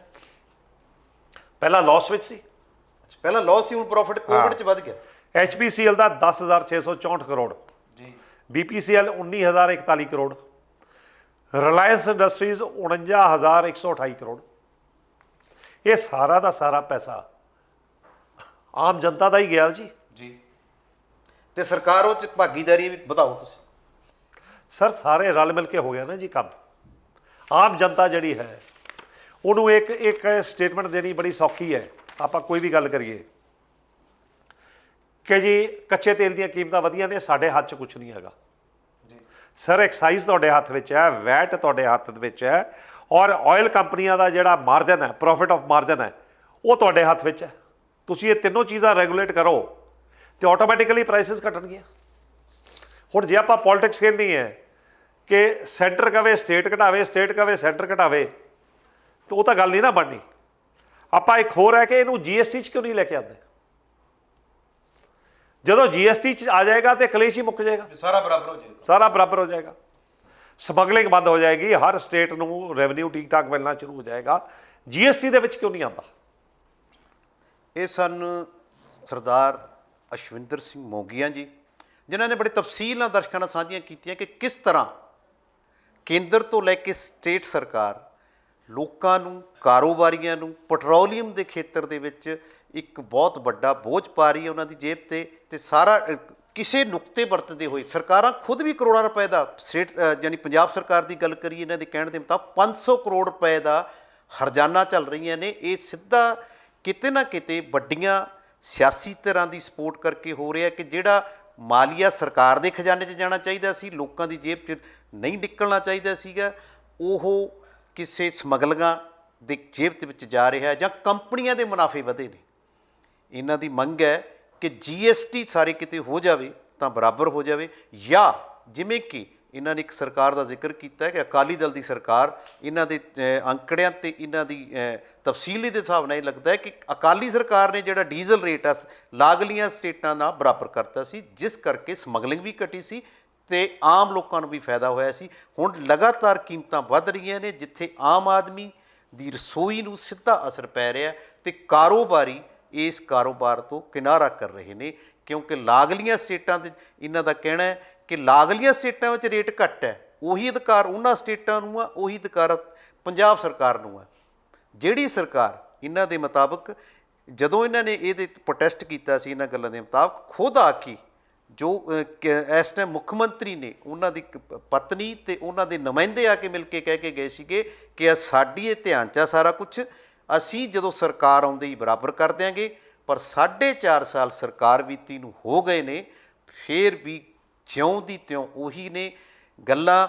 Send mafia, liquor mafia ਤੇ ਹੋਰ ਮਾਫੀਆ ਦੇ ਨਾਲ ਇੱਕ ਆਇਲ ਮਾਫੀਆ ਨਵਾਂ ਹਜੇ ਆਮ ਲੋਕਾਂ ਦੇ ਧਿਆਨ ਵਿੱਚ ਨਹੀਂ ਹੈ, ਉਹ ਵੀ ਇੱਕ ਬਹੁਤ ਵੱਡਾ ਮਾਫੀਆ ਕੰਮ ਕਰ ਰਿਹਾ, ਜਿਸ ਨੂੰ ਸਰਕਾਰਾਂ ਦੀ ਸ਼ਹਿ ਸਿੱਧੇ ਤੌਰ ਤੇ ਇਹਨਾਂ ਦੇ ਅੰਕੜੇ ਤਸਦੀਕ ਕਰ ਰਹੇ ਨੇ। ਪਰ ਇਸ ਮਹਿੰਗਾਈ ਨੂੰ ਲੈ ਕੇ ਕਿਸਾਨ ਅੰਦੋਲਨ ਜੋ ਪੂਰੇ ਵਿਸ਼ਵ ਪੱਧਰ 'ਤੇ ਇੱਕ ਸੰਵੇਦਨਾਸ਼ੀਲ ਤਰੀਕੇ ਨਾਲ ਚੱਲ ਰਿਹਾ ਹੈ, ਉਹ ਵੀ ਇਸ ਮਹਿੰਗਾਈ ਦੇ ਖਿਲਾਫ ਕੱਲ੍ਹ ਨੂੰ 2 ਘੰਟੇ ਆਪਣਾ ਪ੍ਰੋਟੈਸਟ ਜਾਰੀ ਕਰੇਗਾ, ਜਿਸ ਵਿੱਚ ਸਾਰੇ ਵਹੀਕਲ ਰੋਕੇ ਜਾਣਗੇ, ਪਰ ਟ੍ਰੈਫਿਕ ਨੂੰ ਪਾਸੇ ਰੱਖ ਕੇ 8 ਮਿੰਟ ਤੱਕ ਹਾਰਨ ਵਜਾਏ ਜਾਣਗੇ। ਇਹਨਾਂ ਸਰਕਾਰਾਂ ਦੇ ਕੰਨ ਖੋਲ੍ਹਣ ਲਈ ਦੇਖਦੇ ਹਾਂ ਇਹ ਸਰਕਾਰ ਦੇ ਕੰਨ ਖੋਲ੍ਹ 'ਚ ਸਫਲ ਹੁੰਦੇ ਨੇ ਜਾਂ ਇਸ ਗੱਲ ਨੂੰ ਅੱਗੇ ਤੋਰਨ ਦੇ ਵਿੱਚ ਸਫਲ ਹੁੰਦੇ ਨੇ। ਸਾਡੀ ਕੋਸ਼ਿਸ਼ ਹੈ ਕਿ ਅਜਿਹੀਆਂ ਸਿੱਧੇ ਆਮ ਲੋਕਾਂ ਨਾਲ ਜੁੜੀਆਂ ਹੋਈਆਂ ਸਮੱਸਿਆਵਾਂ, ਜਿੱਥੇ ਨੁਕਤੇ ਵਰਤੇ ਜਾਂਦੇ ਨੇ, ਉਹ ਦਰਸ਼ਕਾਂ ਤੱਕ ਸਾਂਝੀਆਂ ਕੀਤੀਆਂ ਜਾਣ ਤੇ ਉਹਨਾਂ ਤੋਂ ਸਮਝਿਆ ਜਾਵੇ ਕਿ ਉਹ ਲੋਕ ਰਾਏ ਪੈਦਾ ਕਰਨ ਜਿਸ ਨੂੰ ਆਪਣੇ ਜਲਦੀ ਆਉਣ ਵਾਲੇ ਚੋਣਾਂ ਦੇ ਵਿੱਚ ਆਪਣੇ ਵੋਟ ਅਧਿਕਾਰ, ਜਿੱਥੇ ਆਪਣੇ ਲਈ ਸਰਕਾਰ ਚੁਣਦੇ ਨੇ, ਉੱਥੋਂ ਇਸਤੇਮਾਲ ਕਰਨਾ ਆਪਦੀ ਰਾਏ ਬਣਾ ਕੇ। ਅਸੀਂ ਇਹੀਆਂ ਕੋਸ਼ਿਸ਼ਾਂ ਕਰਦੇ ਰਹਾਂਗੇ ਤੇ ਜਾਰੀ ਰਹਿਣਗੀਆਂ। ਪੁਣਛਾਣ ਦੇ ਵਿੱਚ ਨਵੇਂ ਵਿਸ਼ੇ ਜਾਂ ਨਵੀਂ ਰਾਏ ਦੇਣ ਲਈ ਤੁਹਾਡੀ ਸਕਰੀਨ 'ਤੇ ਇੱਕ ਨੰਬਰ ਜਾਰੀ, WhatsApp ਨੰਬਰ ਜਾਰੀ ਨਜ਼ਰ ਆ ਰਿਹਾ ਤੁਹਾਨੂੰ, ਉਸ 'ਤੇ ਤੁਸੀਂ ਆਪਣੀ ਰਾਏ ਵੀ ਦੇ ਸਕਦੇ ਹੋ ਤੇ ਉਸ ਦੇ ਮੁਤਾਬਕ ਅਸੀਂ ਉਸ ਵਿਸ਼ੇ 'ਤੇ ਪ੍ਰੋਗਰਾਮ ਵੀ ਪੇਸ਼ ਕਰਾਂਗੇ। ਪਰ ਸਾਡੀਆਂ ਇਹ ਕੋਸ਼ਿਸ਼ਾਂ ਤੁਹਾਨੂੰ ਇਹ ਵਧੀਆ ਲੱਗ ਰਹੀਆਂ ਤਾਂ ਸਾਡੇ ਇਸ ਪ੍ਰੋਗਰਾਮ ਨੂੰ ਸ਼ੇਅਰ ਤੇ ਲਾਈਕ ਕਰਨ ਦੇ ਨਾਲ ਨਾਲ ਚੈਨਲ ਨੂੰ ਸਬਸਕ੍ਰਾਈਬ ਜ਼ਰੂਰ ਕਰ ਲਿਓ ਤੇ ਲਗਾਤਾਰ ਦੇਖਦੇ ਰਹੋ ਸਕਾਈ ਨਿਊਜ਼ ਪੰਜਾਬ। ਜੇ ਤੁਸੀਂ ਐਕਸਪ੍ਰੈਸ ਐਂਟਰੀ ਦੇ ਵਿੱਚ ਜਾਂ PNP ਦੇ ਥਰੂ ਜਾਂ LMIA ਦੇ ਥਰੂ ਜਾਂ ਜੌਬ ਆਫਰ ਦੇ ਥਰੂ ਜਾ ਕੇ ਪੱਕੇ ਤੌਰ ਤੇ ਸੈਟਲ ਹੋਣਾ ਚਾਹੁੰਦੇ ਹੋ, ਜਾਂ ਤੁਸੀਂ ਸਟੂਡੈਂਟ ਵੀਜ਼ਾ ਤੇ ਕੈਨੇਡਾ ਜਾਂ ਆਸਟ੍ਰੇਲੀਆ ਸਕਾਲਰਸ਼ਿਪ ਦੇ ਨਾਲ ਘੱਟ ਫੀਸ ਤੇ ਤੁਹਾਡੇ ਐਜੂਕੇਸ਼ਨ 'ਚ ਗੈਪ ਹੈ ਤੇ ਤੁਸੀਂ ਪੜ੍ਹ ਕੇ ਜੇ ਸੈਟਲ ਹੋਣ ਦਾ ਸੁਪਨਾ ਪੂਰਾ ਕਰਨਾ ਚਾਹੁੰਦੇ ਹੋ, ਤੁਸੀਂ ਹੇਠ ਲਿਖੇ ਨੰਬਰਾਂ ਤੇ ਕਾਲ ਕਰ ਸਕਦੇ ਹੋ। ਸਤਿ ਸ਼੍ਰੀ ਅਕਾਲ। ਹਰ ਖਬਰ ਦੀ ਤਾਜ਼ਾ ਅਪਡੇਟ ਦੇ ਲਈ ਸਾਡੇ YouTube ਚੈਨਲ ਨੂੰ ਸਬਸਕ੍ਰਾਈਬ ਕਰੋ, Facebook ਚੈਨਲ ਨੂੰ ਲਾਈਕ ਅਤੇ ਸ਼ੇਅਰ ਕਰੋ।